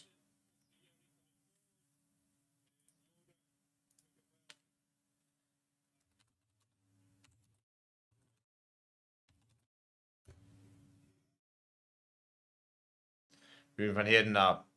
Can the Stormers travel the length of the field and find some points? Hershey is going to go to the boot. They've contested very well with the ball in the air, have the Stormers. Ben Loader is going to give chase, as is Darmani. Tom Jordan takes it well. Hammered by Ben Loader. Right in front of Hachiwa Darmani. Wants to get his hands on that ball. Misses out this time. Horn looking for options. I think he's going to go to the boot as well. Return the favour. He does.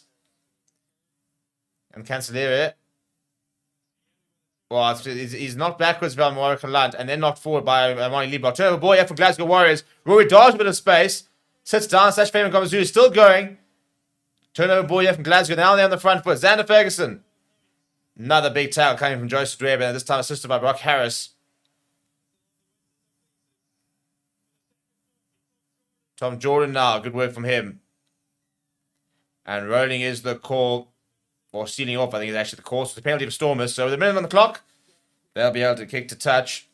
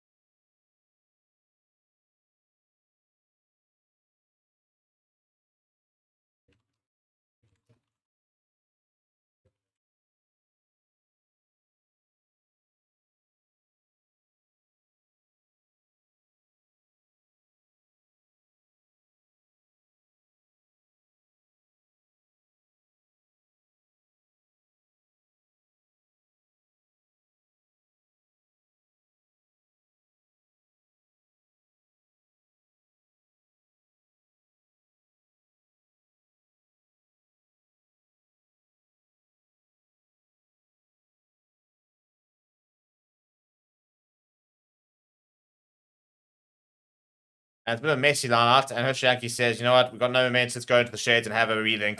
Right, half time. 6-0. Stormers very much still in it, but have got to be more clinical. They've had the opportunities. They haven't taken them. They'll have to be a lot better in the second half if they are to potentially stay over in Europe and go to Munster to try and beat the current champions in a potential semi-final. We'll find out after the break. Don't go anywhere. Smash like on the video. Subscribe to the channel as well.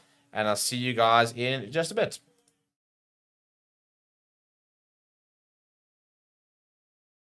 Everybody, and welcome to Between Two Fans. And it is a very chilly morning here it's actually nonsense. I'm sitting here in sunny South Africa, very common sunny South Africa, with layers on layers, and Mr. Dan Scholz is all the way in the UK in his short sleeve. Well, I don't know if it's a short sleeve or the sleeves are pulled up, but wearing basically nothing. And this is not why I live in Africa. Confirm. Yeah, chief. Dan, I mean, for me, we started chatting. It was 0 degrees, gone up to 2 degrees. So that's kind of summing up my life at the moment. How are you? You're on the upward trajectory, Stevie. No, I'm very well. It's still yet to see a lot of sun in the summer. Lot of grey skies, but can't complain if it's short sleeves. But this time next week, I will be in Sicily, so your boy will be cooking there. So not a lot to complain about from my side. So we're potting from Sicily with a little background. What's the chat here? We're going on tour. I may or may not be on a beach. Oh, there we go. Jeepers. I mean, like I said, we're going on tour. I mean, I'm going to do that. I'm bringing you with me, bro. There we Come go. to the beach. 50% of the podcast is on tour. Exactly. Yeah. Right. Well, Dan, lots of sport to talk about. It's been a very long sporting weekend. Lots of very busy things happening. I believe. I played cricket this weekend. Did you play cricket this weekend? Stevie, I did, and let me tell you, it was blockbuster. Let me just walk you through this. So it's last man stands. Yeah. For those who haven't played last man stands, it's 7 aside. Overs are only 5 balls long, and wides, after your first wide, they count for like 3 runs. And they also count towards the batsman, by the way, which is hilarious because you have to retire at 50, but half of you could be on 20 actually off the bat, and the rest could be wides. But essentially, defending 165. First of all, I was given out. Must have missed the ball by half a meter, but given out. So it wasn't a good start to the day, but we're defending 167. They need 5 to win off the last over, and then 3 to win off the last ball. They run a 2. The umpire says, "Cool, we can call it a tie, or we can go to a super over." And then I'm not supposed to do this, but we'll just give the team a run, an extra run at the end. So of course we're going to a super over. Are you mad? And in last man stands, there's a rule that if the last ball of your innings it gets hit for 6, it doubles. So it doesn't work on any other runs. It's not like if you run 2, you get 4, or 4, you get 8. It's only a 6, you get double, which is 12. So our bowler's done unbelievably, bro. They're on like 5 off the first 4 balls, and then bang, 6. Smashes it, bro. 6. So it was like, now it's like 17 to win. We send in 2 Oaks. I'm like the third batsman waiting to go in case there's a wicket, fulfilling my square leg umpire duties. And so first couple of balls, I get 1 away. There's a 4 here and a single. We need 12 off the last, bro. Runs in, straight over the bowler's head. 6 runs. I just start fucking screaming from square leg umpire. Relinquish those responsibilities. Yeah, dude. And, what a way to finish the weekend, bro. Oh, it felt so good. I went home and smiling with a smile. Went home sleeping with a smile on my face. Oh, it was unbelievable. So those are just my own triumphs, bro. Not that I was.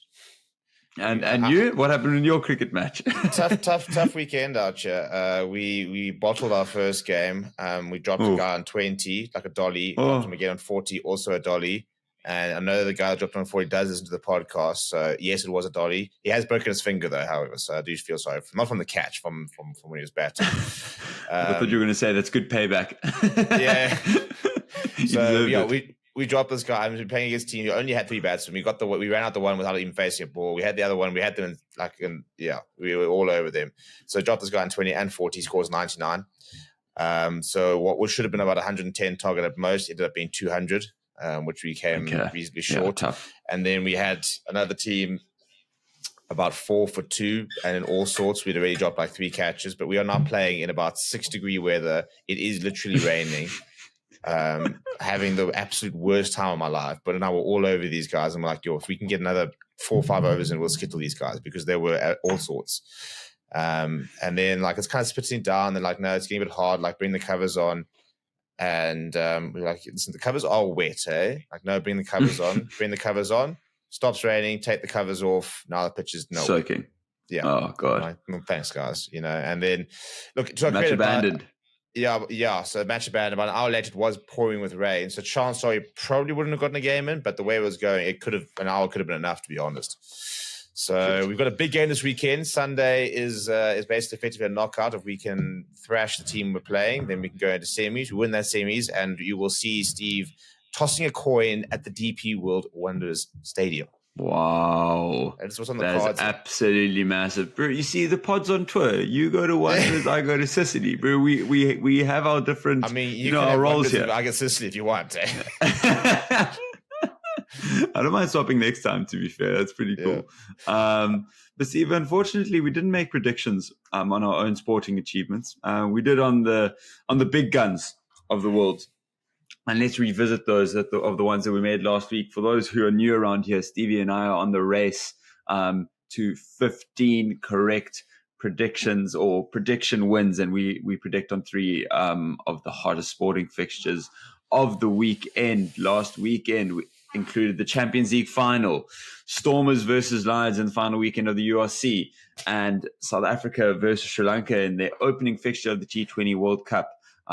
We will be going through on the show the URC knockouts, the Premiership final, was to come with the Euros and a recount of that Champions League final, and then everything you need to know about the Cricket World Cup, its new format, and of course touching on a little bit of Roland Garros. But Stevie, let's get into those predictions of ours. And the first one is a little bit confusing because we're kind of stuck in the middle. The Champions League final ending 2-0 to Hala Madrid as they lifted their 15th Champions League trophy ever. I mean, they're just masters of the competition, and Carlo is just ridiculous. Don Carlo, bro. Don Carlo's back, dude. Yeah, I think he should be. I think he should be upgraded to bro, because if he was South African, he would be Carlo. So he's so you got like Rassie Erasmus, you got Rassie, Jacques, Carlo. Exactly. Carlo, bro. Carlo. Imagine you're on South Africa and you just got to say morning What the hell's Yeah, exactly. But Danny Carvajal and Vinny Jr. scoring their 2 goals in the second half there. Stevie, my prediction was 2-1 Madrid and yours was 1-0 Madrid. So we both a goal off. So I think we can I'm not sure, but let's go through the rest of the fixtures if we want to then revisit that. We might have to ask the audience who deserves that the win or the point for that one. Next one was Stormers Lions. And I'm not going to get too much into the game because I think we're going to jump into that when we go right into the URC. But yeah, I'm not going to go my in score was 29-24. Stormers winning by 5 points. Stevie, my prediction was Stormers by 7. Yours was Lions by 10. So I'm going to go ahead and take that one in the second fixture. And the last fixture was South Africa versus Sri Lanka. South Africa ended up winning by 6 wickets yesterday. Stevie, my prediction was either 30 runs or 5 wickets. Yours was 22 runs or 4 wickets. So I'm going to go ahead and take that one. And you know what? I'm taking that one, to be honest. Take it, dude. Take up the Proteas. Up the Proteas. Anything bigger for them. And this is an astounding. From 8-2, it's now 9-8, Stevie. The comeback, you are sliding. No, but you're in trouble now because Manchester United are out of the predictions for a while, as are the Lions. So all my emotional picks of backing United to win and the Lions to win, that's finished now. So now emotion's out of it. And at least we'll both predict the Proteas to win the World Cup. So we both in that boat sinking together. One prediction a week is going to be basically the best of a bad prediction. We can start to use our brains. Yeah, no, I can actually start demonstrating my sporting prowess now, not just my unashamed bias towards my local teams, which are buckling. Must be biased. There must be biased. This is why we're Correct. sports fans, bro. And speaking of this weekend's fixtures and a bit of bias, Stevie, let's dive right into the last weekend of the URC, because I know I was giving the boys a lot of shit on on Saturday. I missed the Stormers game, but when I saw the result, I didn't realize. I mean, we completely wrote off Ospreys. We've done this podcast a complete disservice, just not even mentioning them in this top 8 race. Really, we had ruled them out. They deserve to be ruled out. They should never have been in there for. They should never. Even the Ospreys fans are like, I don't know what we're doing there, guys. I don't know how we managed to do this. Yeah, well, I saw the Stormers beat the Lions, but it wasn't like a massive win. Still getting a losing bonus point at that. So I was like, okay, well that should be enough, because I saw Edinburgh got clapped by Benetton. But that was the thing. Nobody expected the Edinburgh to get no points. Yeah. I said there was going to be a high-scoring game between the Stormers and the Lions, which it was threatening to be. And was decent. You still, 20 something. But I was expecting to see both 40s, teams walking away with bonus points and stuff like that. If there's one bloody game that Cardiff could just not be useless and win. Oh, maybe it was, and it was such a good game. Such a good game. That even with that Tipperick try. Oh my word! I think that could be try of the season. I mean, what a finish! Like the hands to get it down, the offloads, and then just because it's Tipperick who finishes it off, it's like there's nothing more likeable about that oak than anyone else in Wales for me. But Stevie, commiserations, and I was receiving a little bit of hate when I found out that that was the Ospreys that snuck ahead of you on Saturday. It was I did find it quite amusing at the time, but so let's quickly just get through some of the results and where that leaves us with the top 8. First of all, Leinster getting the job done, beating Connacht on Friday night in kind of mostly a second-string team, 1 or 2 first-team, typical Leinster first-team players slotting in there. And at that point, they were actually sitting top of the lob, I believe. Yeah. So it meant that the Bulls and Munster had to show up, which they both did. Bulls beating the Sharks 26 points to 14, despite the Sharks playing a very strong side, but I think they were all severely hungover and dehydrated. Sharks played well, to be fair. I think there were times where Bulls didn't look as convincing as Bulls have over the season. Their front row decimated the Sharks front row, which was interesting. Yeah. Not something that you really want to see as a Bok fan. I saw somebody the other day talking about how Oxford chair, there's question marks over him. I said, dude, No. Calm down. The recency bias. This is what I think that's my pet hate in sports fans. And he's just won the Sharks ever international tournament. Yeah. Like him and Vincent won us the English game last year. We would not be world champions if it was not for Oxenchair's efforts in that World Cup. For me, he's the best number 1 in the world at the moment, like form. So if that's I'll choose that recency bias over the last match he's played. Yeah. After spending a week on the brandy. Yeah, well, exactly. I think we can put it down to that, not anything else. But then Glasgow also getting it done versus Zebre, not all too convincingly, to be fair, 38 points to 26. Zebre, to be fair, they've been scoring a lot of points this season, just not quite enough to get enough wins under the belt. But promising signs, to be fair, could see a little resurgence as we have seen. Much better than the season before. I think at least they're competitive sides. You go there, and if you're not at your best, they can take points off you, which is nice.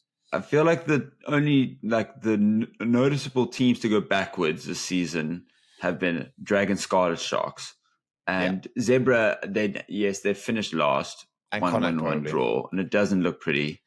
Yeah, and Connacht. But I think Connacht, they were still competitive. They still, on outside charts, could have made top 8. Right, we are back, and kickoff has happened. But sorry, we're about 2 minutes and had a couple of issues, but we are good to go for the rest of the half. Glasgow Warriors leading Stormers 6 points to 0. And looks like better conditions in the second half. Looks like it might have stopped raining. Cancelero down the left hand, the right hand side. Ball back in the middle, almost falling to... excuse me. A Glasgow Warriors player there, but cleared by Watchalong. And Carl Stan will go back and retrieve.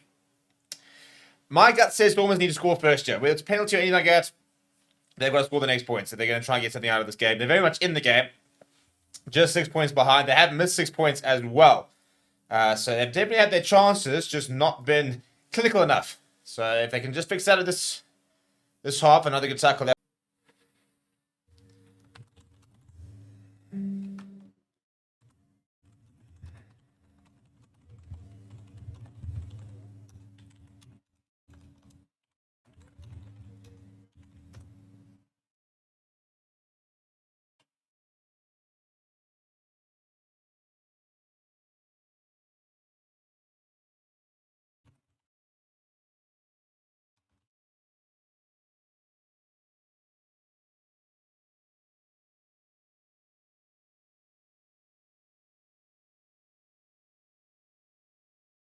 Right, so just grab you on the halfway line. I think the other situation you have the Stormers a penalty, go to the corner, try to score tries. Mind you, struggling with the win at the moment with the boot, and yeah, I think they've looked good. I mean, they're looking pretty positive before that silly mistake, that obstruction penalty. It looked like they were they looked like they're on the brink of scoring. So the scrum, they're not going to get a penalty this time. Somebody has gone down. Ball available though at the back for Hershey Yankees. Goes to Molly Liebach. Liebach goes flat to Dan Duplessis. Dan Duplessis wants to go himself. Gets away from one. Solid carry from him. Quick ball here from Liebach. For Hershey Yankees, rather goes to the boot. Sees a bit of space. On the bounce to Carl Steyn. Carl Steyn looking to run this though. Just away from Ben Jason Dixon. Now Carl Steyn really putting the heavy pedal to the middle. That's a good tackle initially from Hershey Yankees to stop the Glasgow captain on the right-hand side. Xander Ferguson offloads to Josh Mackay. That's not the best pass, but it falls towards Cancelera. So a tackle on him.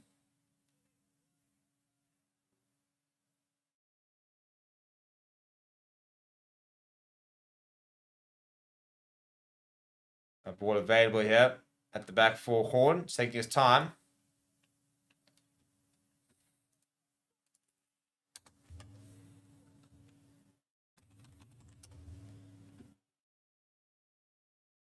Right, Liebach was switching for a space. Penalty for Glasgow. Slightly isolated was Liebach, and a couple of Stormers players too slow getting there. So the penalty at the halfway line. Might even take a look for the points here, to be honest. And why not?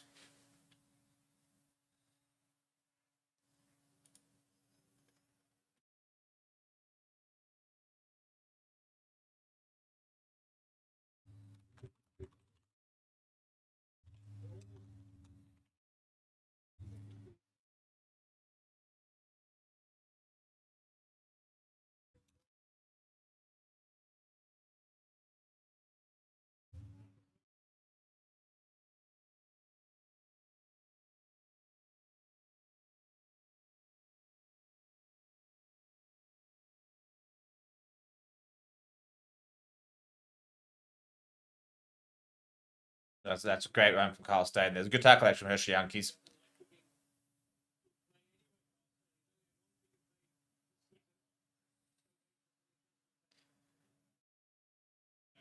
Now good options. Oh, good hands. Hands! Down the middle. Goes Hugh Jones. Tackle by Watchalong. Good tackle there is from him. Big counterback coming from Ben Jason Dixon. They've actually stolen the ball. That's brilliant work from the Stormers. Ben Loader coming away with it. Jason Dixon has been absolutely brilliant today. Moving from here now.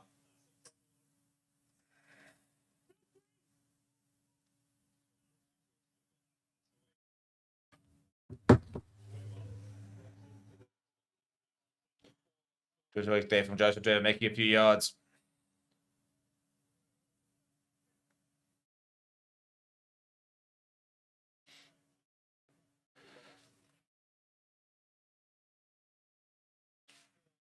That's a great take from Josh Mackay. Under pressure there from Diamani and Ruben van Heerden. Ball available though for Horn. Goes to Batty, shows a bit of a dummy. He goes himself, gets in between Francois Herber and I think it was Willie Engelbrecht. But we dodge now. Shiaki's trying to jackal that ball. Unsuccessfully, Horn.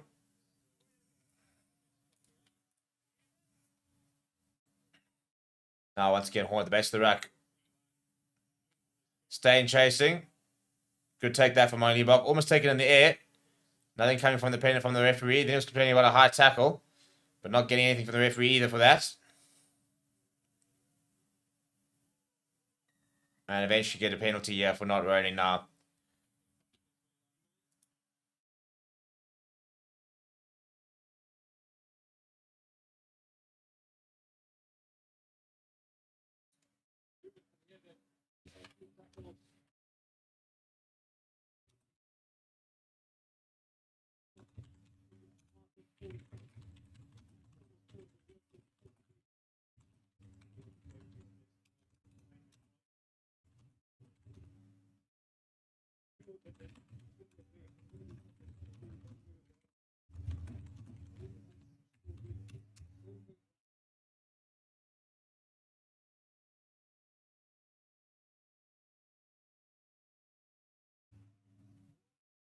Right, so Andre Hugo Fenter has replaced Joe Stewart, by the way. It's an interesting substitution made quite early.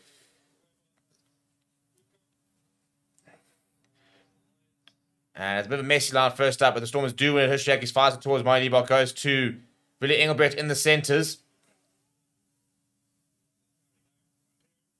Nice offload that from him Van Heerden to Andre Hugo Fenter. Good work now from Salmurat.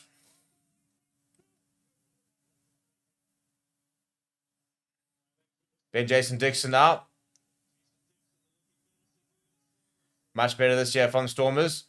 Available for Hushiakis. Now Liebach. Options. It goes inside to Fenter. Now Watchalong first receiver. He goes short. And Billy Engelbrecht knocks it on. And that kind of sums up the game so far from the Stormers, really.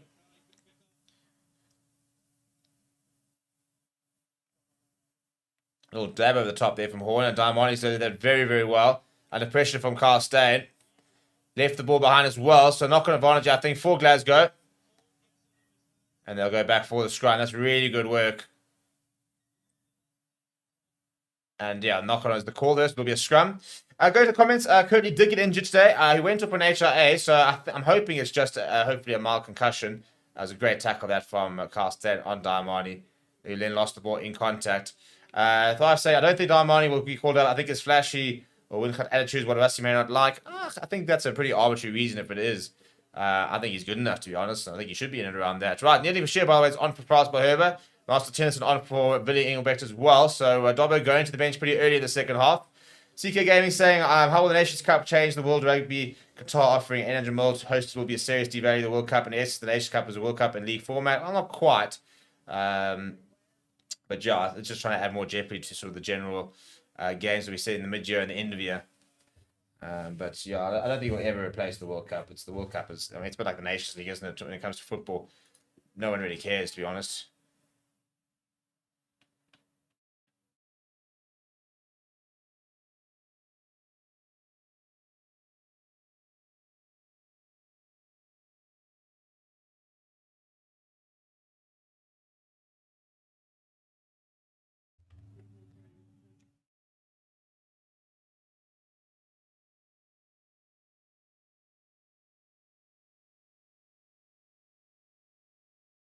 Ball available at the back of the scrum there.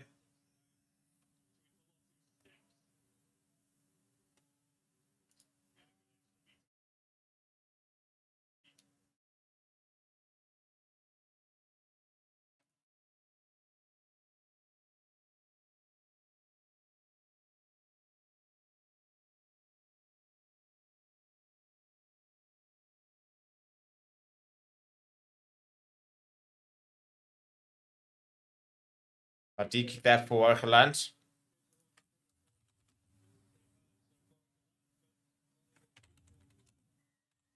And a penalty for Storm stealing. Oh, going off the feet there. And Hushiakis wants to take this quickly. He's had enough. And not from the mark, there's the call. So let's go back and take that.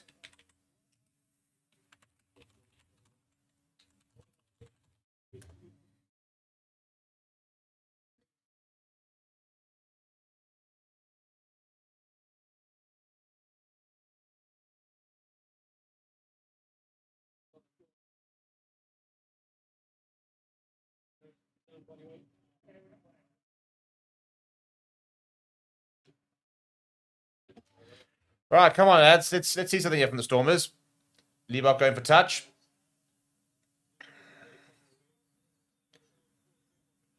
And here comes a couple of subs for Glasgow Warriors.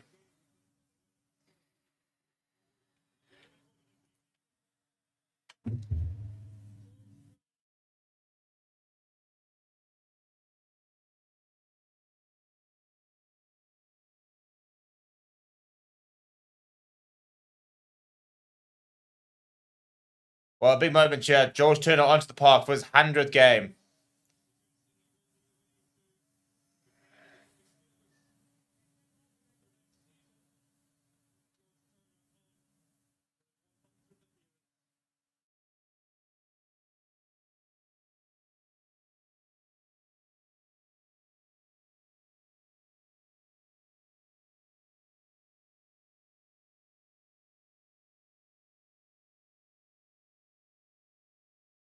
Now, a couple of options there. Money by starts to go cross field there. Very well fielded by Carl Stanley. He does call the mark as well. Good work there from him.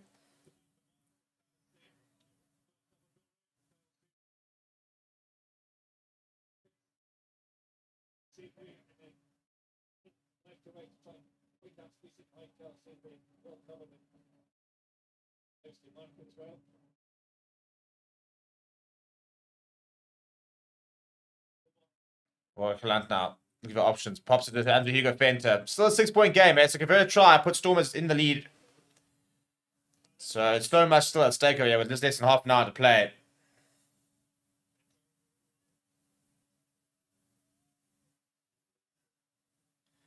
Liebach goes to Kalant.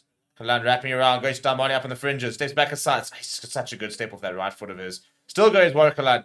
He's Warwick Kalant. It's that time, Marnie.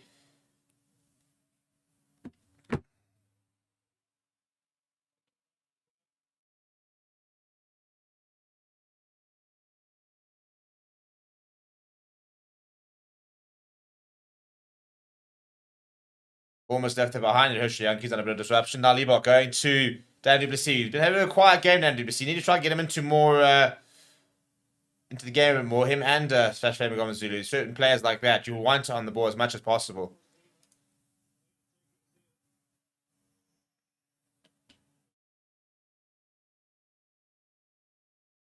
On the left-hand side, Warwick Kalant. Pass it back in for Dan du Plessis. Dan du Plessis, solid carry from him. Moving from Heerden.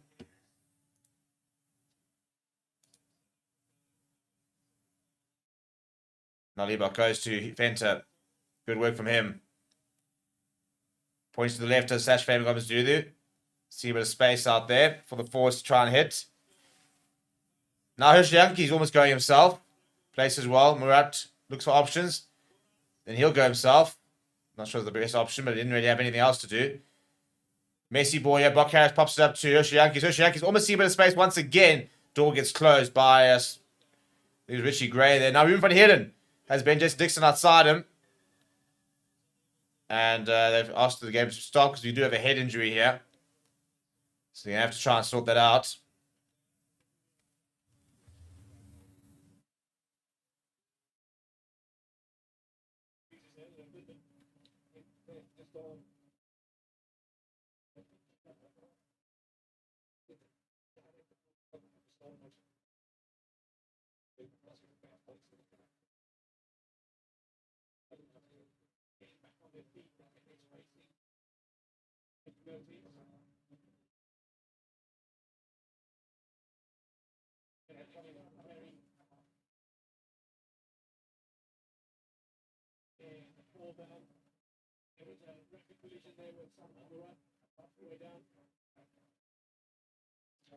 Looking at where this incident happened, actually, with this head clash.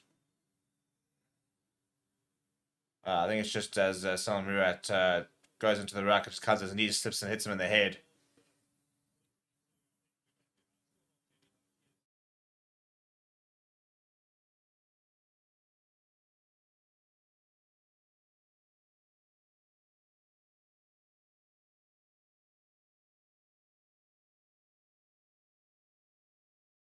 Well, Phil Collins happening in the background there. Good son, the DJ's on point here.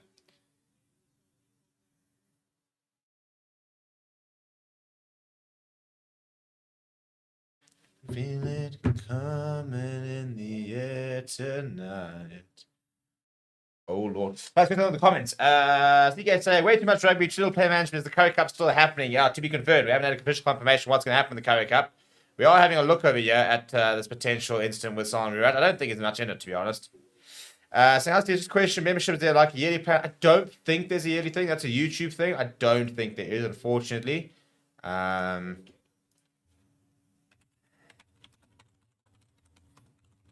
Yeah, I don't think we don't get an option of making it yearly, so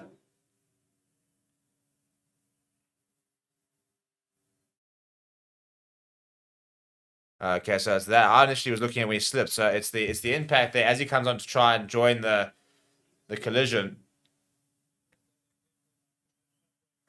He's upright, head on head. This could be a bit of trouble here for Salah Murat.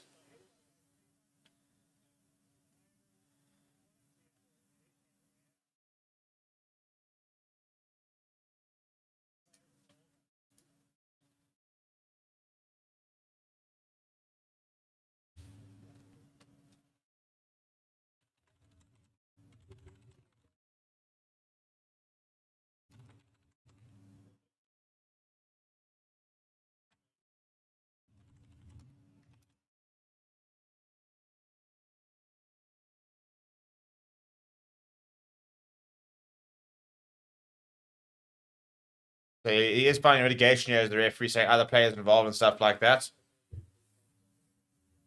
Yes, there's a yellow card. He's going to get away with no red. It's about being head on head. So he has found some mitigation there. So Stormers will lose Murat for 10 minutes, but it'll only be for 10 minutes. So Stormers down to 14 men.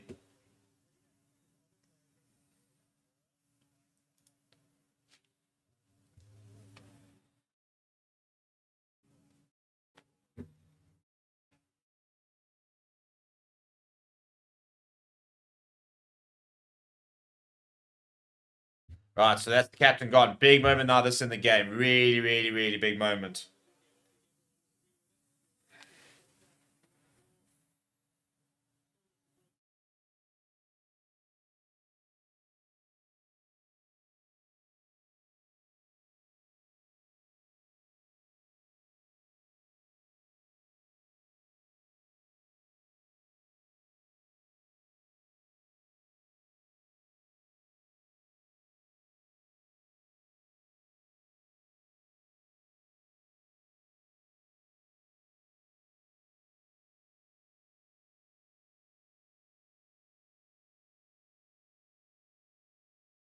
Right, so big moment in the game. 25 minutes left on the clock. 10 of them will be with 40 men here for the Stormers. Still no points in the second half.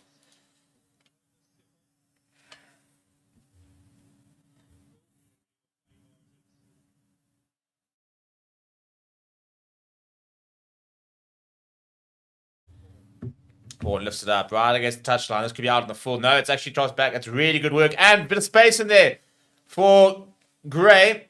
But it actually was out. And I think it'll be out in the full as well. He's got the Sia Khaleesi boots on.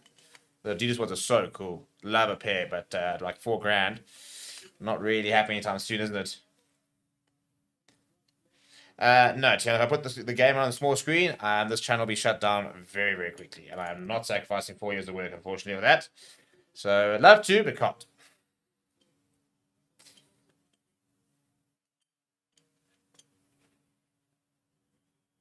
Right,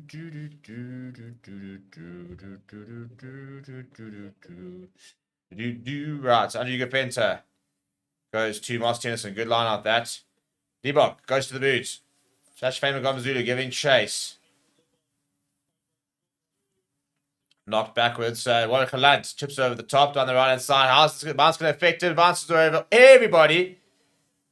Now Dempsey of all people, he's got a lot of space over here. Good tackle that from Sasha Famer Gomazulu. Now kicking behind, but Watchalong is backtracking. And, well, it was knocked out of his hands, but only into the hands of Marnie Liebok.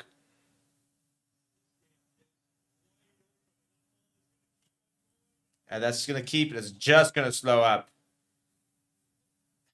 And they'll take the goal line drop out with Josh Mackay.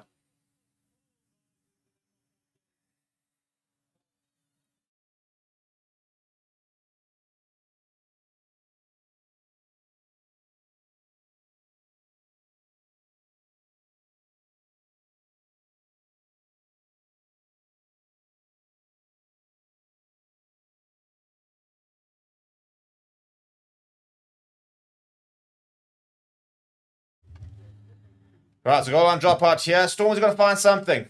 There's 3 points. They've got to find something to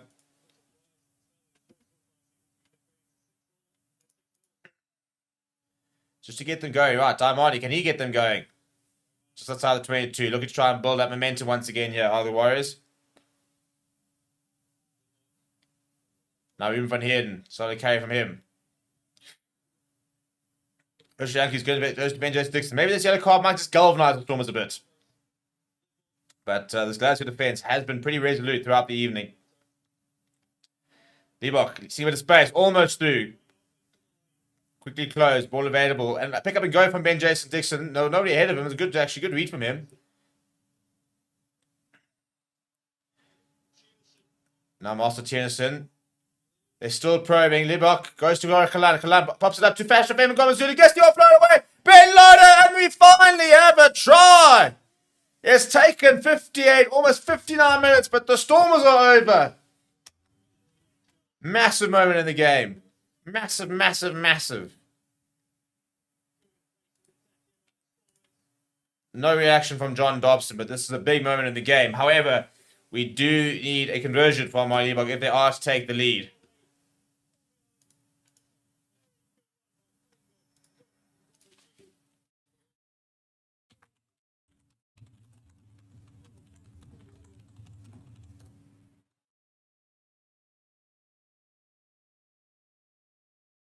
Yeah, massive celebration there from Ben Loader. Had very limited opportunity tonight. It's a good pass though from Sash Fabian Gomezulu. They've worked hard here so far, and the yellow card, you have to work extra hard. Massive kick coming up there from Liebach.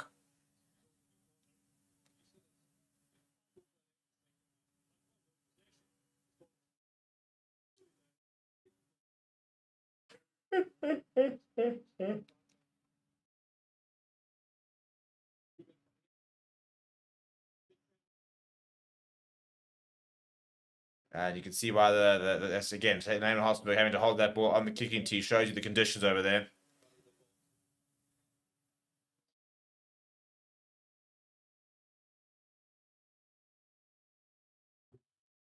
And that's looking kick, but it goes down the left-hand side. That is 8 points he has left out there so far, Liebach. A 1-point game, 20 minutes to go. Game very much on here.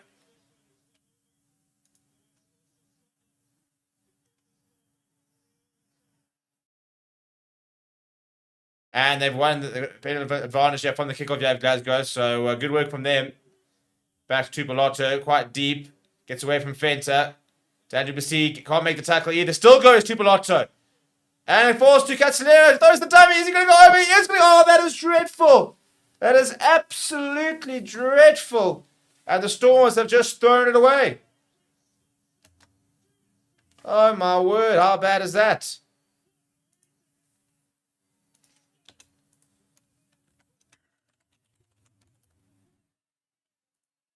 Dobbo will be absolutely kicking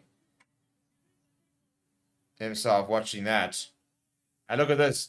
Gets it so wrong then as Warwick. Ball comes loose, but Tupolotto has no right. From so deep as well, in behind. He's coming here to join, not too many other options. Long pass out to him on the bounce, then bang, gets away from Fenter. Bang, runs through Duplessis. Still gets away from Brock Harris. They all float away to Castellera, and then bang, he gets away from Herschel Yankees and from Ben Loader. Dreadful tackling from the Stormers.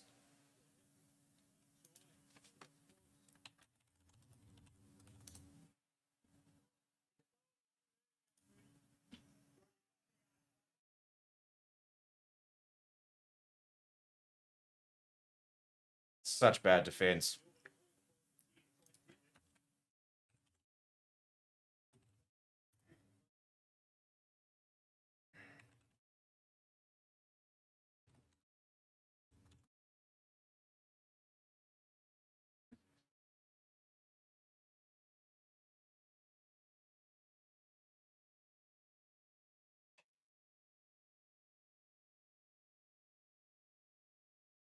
And that's a good kick there from George Horn. It's proved to be the difference, unfortunately. 13 points to 5. Add 8 points to Stormers, and the Stormers will be level. And all of a sudden, now 8 points. That's more than a converted try away here from the Stormers. Travelling times this for the travelling South Africans. And here comes Paul de Vet.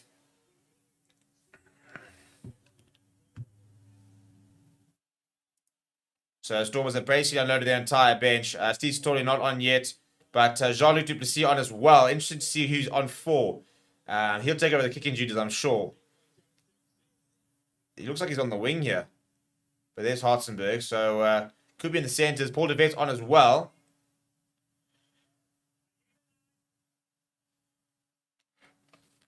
I don't think RJ Smith's on yet, though.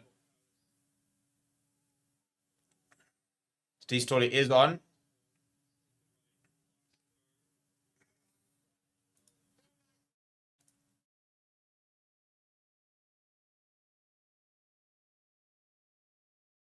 Paul de Vet now goes to Liebach. I think it's... I don't understand why Sash Faber comes. He's not kicking for poles. And he is the one that's off, by the way, from the looks of it. So Don Duplessis into the centre. Nice kicking behind.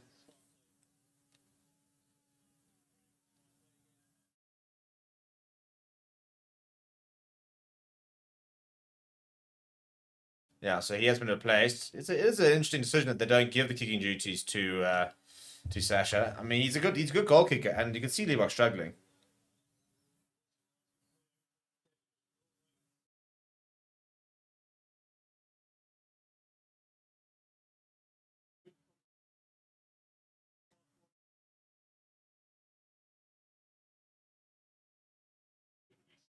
Well, they've just won the ball back, and they're on the brink here, our Stormers, after all that.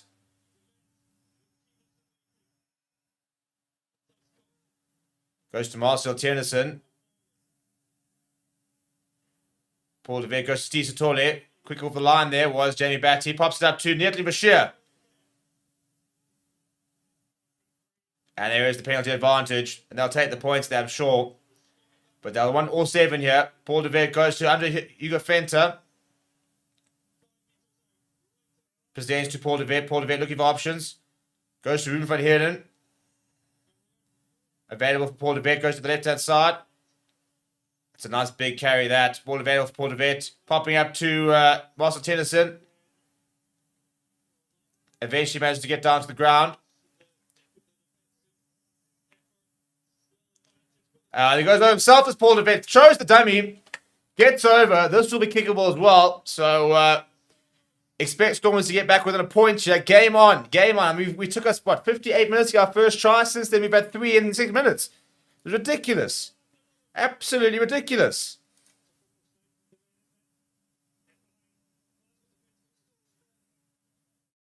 It's actually bad from Horn. He was so busy looking up to see where the other options were. He didn't think about Paul de Vet going for the dummy. It's a numbers issue, really, at the end of the day. David says, this is like Ireland versus SA game in the World Cup. Liebach kicking costing us. Not costing his team. Jack Krause saying, Stormers got this. The Langford says, what's going on, Stormers? Lost all momentum. Time is limited. They have to do better. Well, that's a nice response to them, and this will be a much easier opportunity for Marty Liebach. Right, here comes the reinforcements for Glasgow. Ollie Cable coming on, as well as Henko Fenter, and it looks like that is Max Williamson coming on in jersey number 19. Right, Marty Liebach, it's off the post. No, you see, now that becomes unforgivable. That's really, really bad. That's now 10 points. 10 points he's left out there. They'd be winning 20 points 13.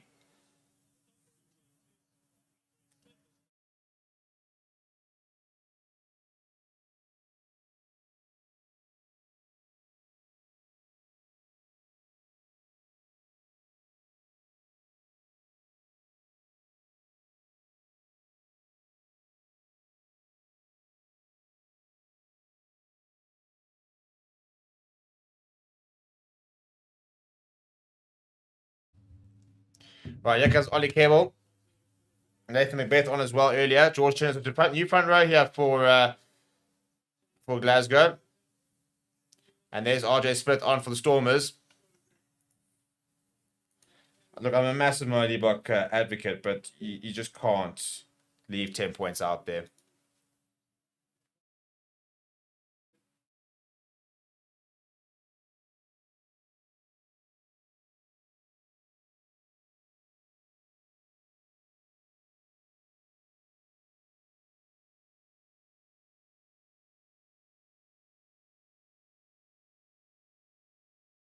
Marty now. Make a good tackle there. Ball available here for Glasgow.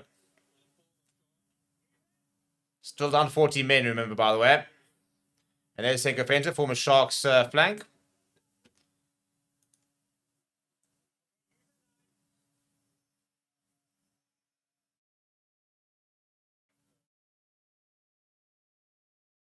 Right, Watchalong. See a bit of space on that right-hand side. A bit of a scoot off his boot, actually.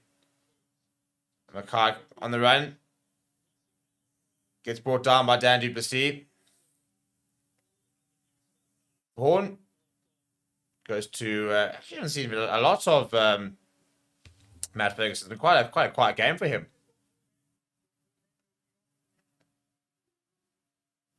Now, Henko Fenter.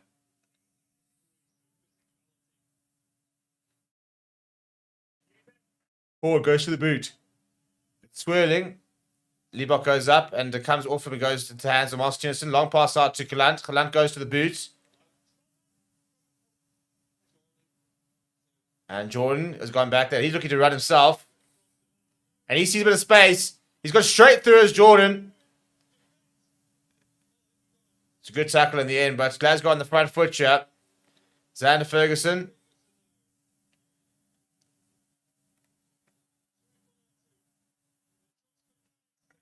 Josh Mackay now. Good work this year from Glasgow. Chip head from Jones. It's charged down, but Glasgow do win it back. No, it falls back to the Stormers before Fenter there knocks it on. I think it was double knock on, so I think initially it'll be a Glasgow scrum.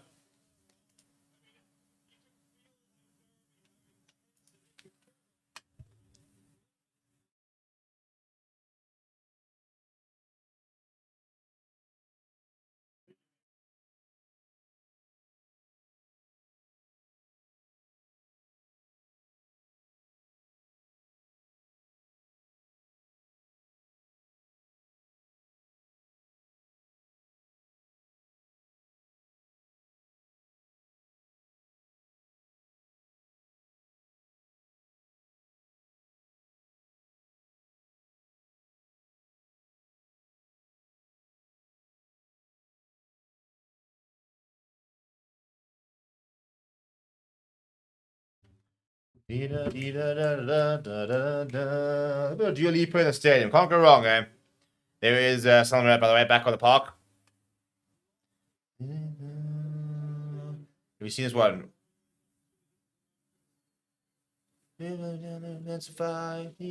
Desire. The sea is on fire. Oh, Sia Masuku. I love the fact that that's become his chant. Not that he's playing anything, just, remind me of it. David saying, great second half, could still go either way. Feel Stormers need another try to win. Jack said, why the coach kept letting Marnie kick? Yeah, listen. Big decision there at Stormers, and I'm not sure it's been the right ones.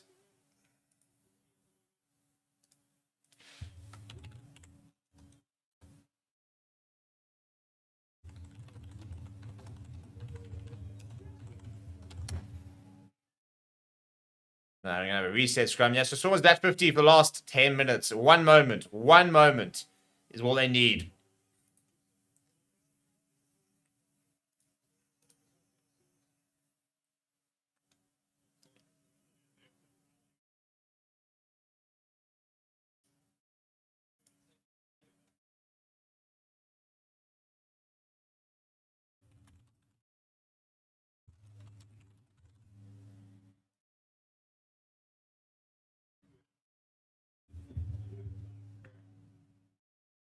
Right, less than 10 on the clock. Glasgow fee. Stormers need to try and find something.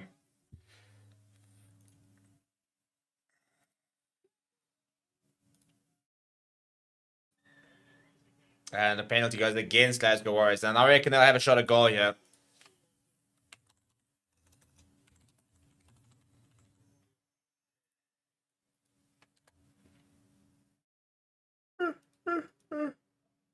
Yeah, they're going to go for the line, yeah.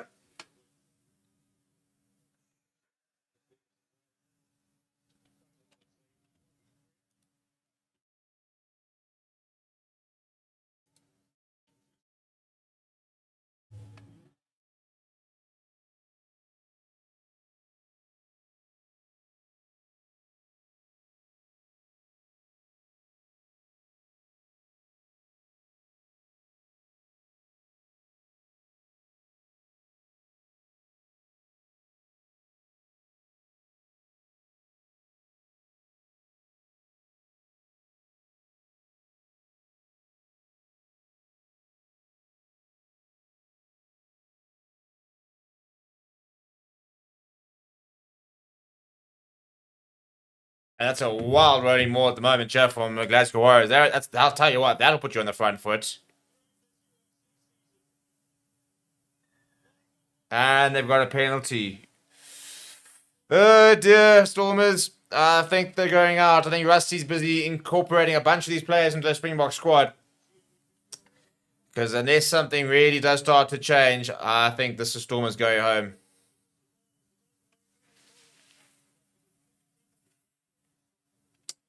Don,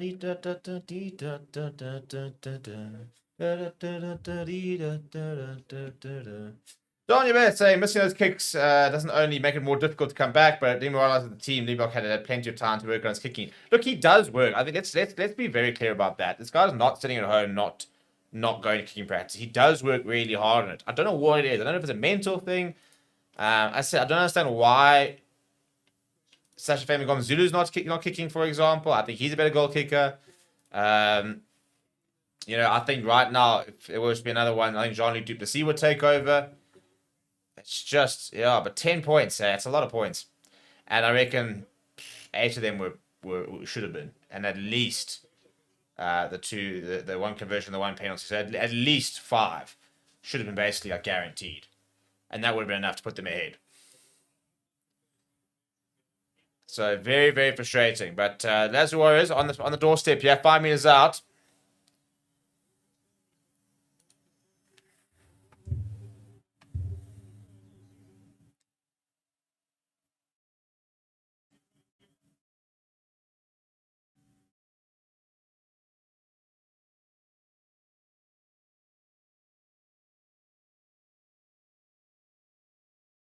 It's it's almost like a good sack, but they managed to get it back up. One try here would probably be the difference. 7 minutes to go. It's well defended. Comes up down the right-hand side. Good work there. But Glasgow Warriors on the front foot. Henko Fenter.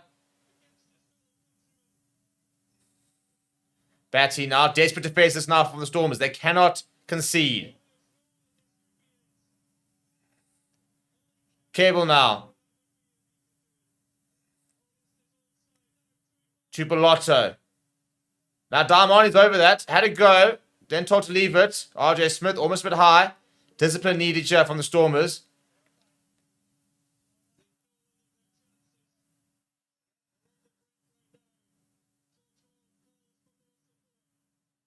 Cable now against his former side. Looking to try and be held up here. Just short of the line. Presents well. Pick up and go once again. This time it's Williamson. Horn now looking to go. Fenter's there. Pick up and go from Xander Ferguson. Ball's almost available there for the Stormers to have a go at. Nah, there's an advantage now. Oh dear, that could be it. At the very least, I think this could be a 3 points here for Glasgow, if not more.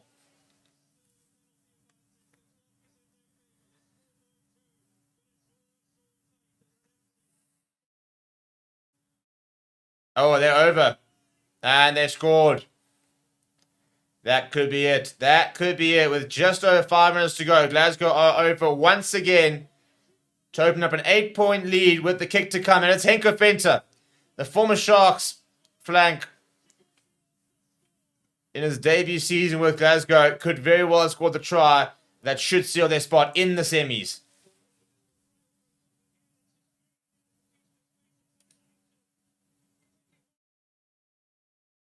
Goes straight over the middle there, does Henko Fenter. And then bang, there he goes over. That's really good work. Good awareness from him as well.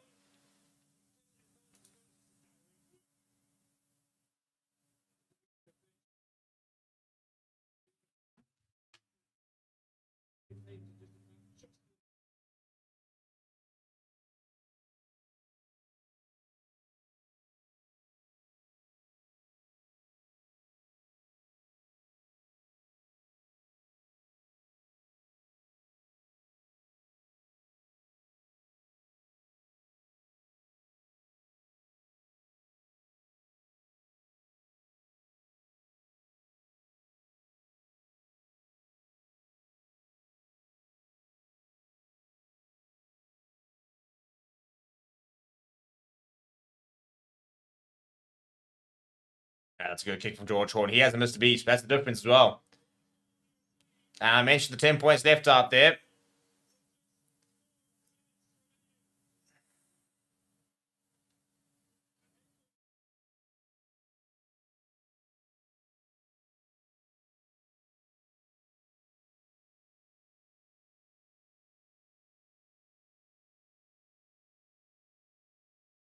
Right, so Stormers, well, going to need a miracle now. 10 points, the difference. Less than 4 minutes on the clock.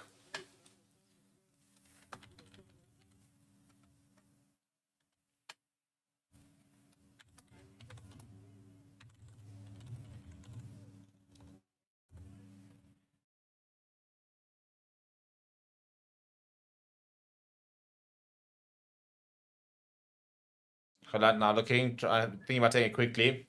Basically, the Stormers have to score a try, convert it, and then get the kickoff. So at this stage, it will be Glasgow. He'll travel to Ireland to face Munster.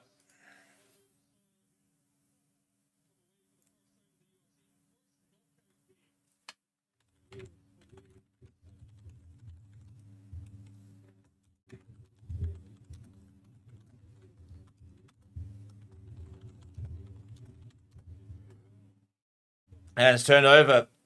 Now looking to try and run from deep. Tupelotu, ball over the top towards Carstein. Puts his head down. Gets away from Hartzenberg. Runs into Galant. That's a great carry from Carstein.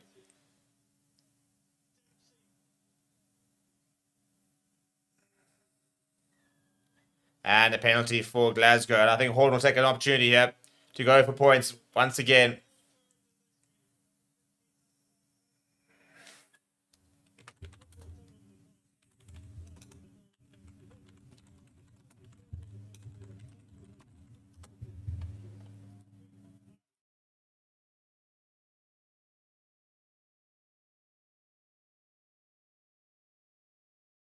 What's going to be the call here from Glasgow? I think they're going to take the points. Carlstad's got ball in hand here. Connor Evans is on by the way for Salman Murat.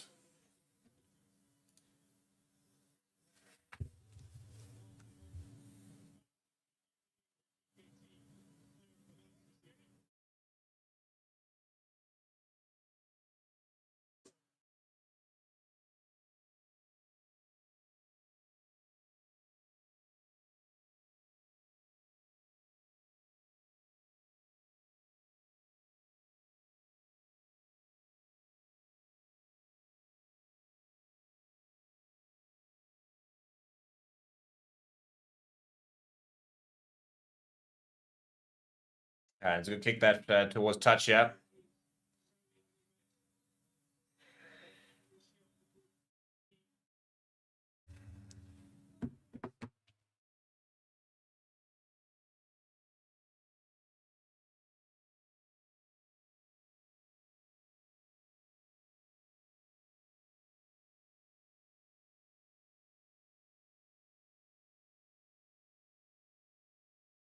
Right, 2 minutes on the clock here.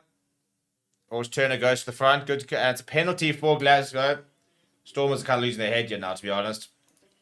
Not been good enough at all.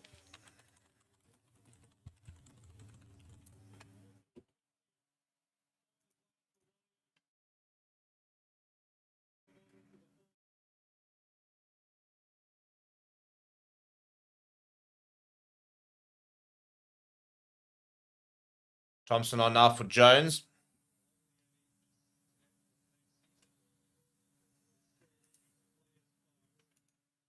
And once again, go to the corner here with 90 seconds left on the clock.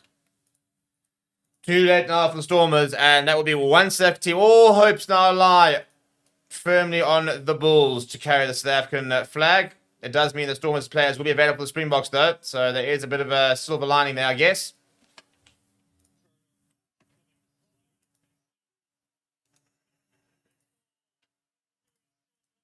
Can they score another try, though? Can they go out with a bit of a bang?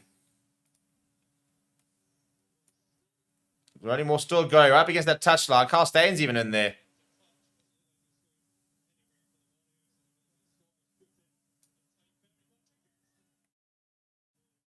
He's gone over, but I don't think it's going to count.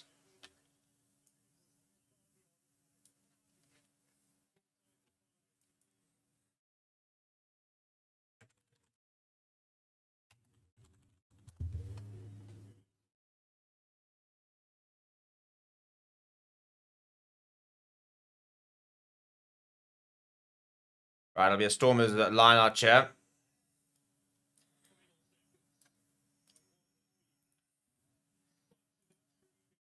It's been a good match by the end of it, to be fair. The first half was really, really, really slow. Second half's been very exciting. So overall, it's been a decent watch. And they are over. I don't know if that's going to count. I think it is. Yeah, Ross Thompson says, thank you very much. We'll end with a try. Well, how's that for an end to the game? And the Glasgow Warriors in the end will actually do it very comfortably. So I suppose that's the one thing about Marty Bach. You could say that his kicks maybe didn't make the big difference, but obviously a completely different situation. Had they been over, they would have been pushing and they would have been in it.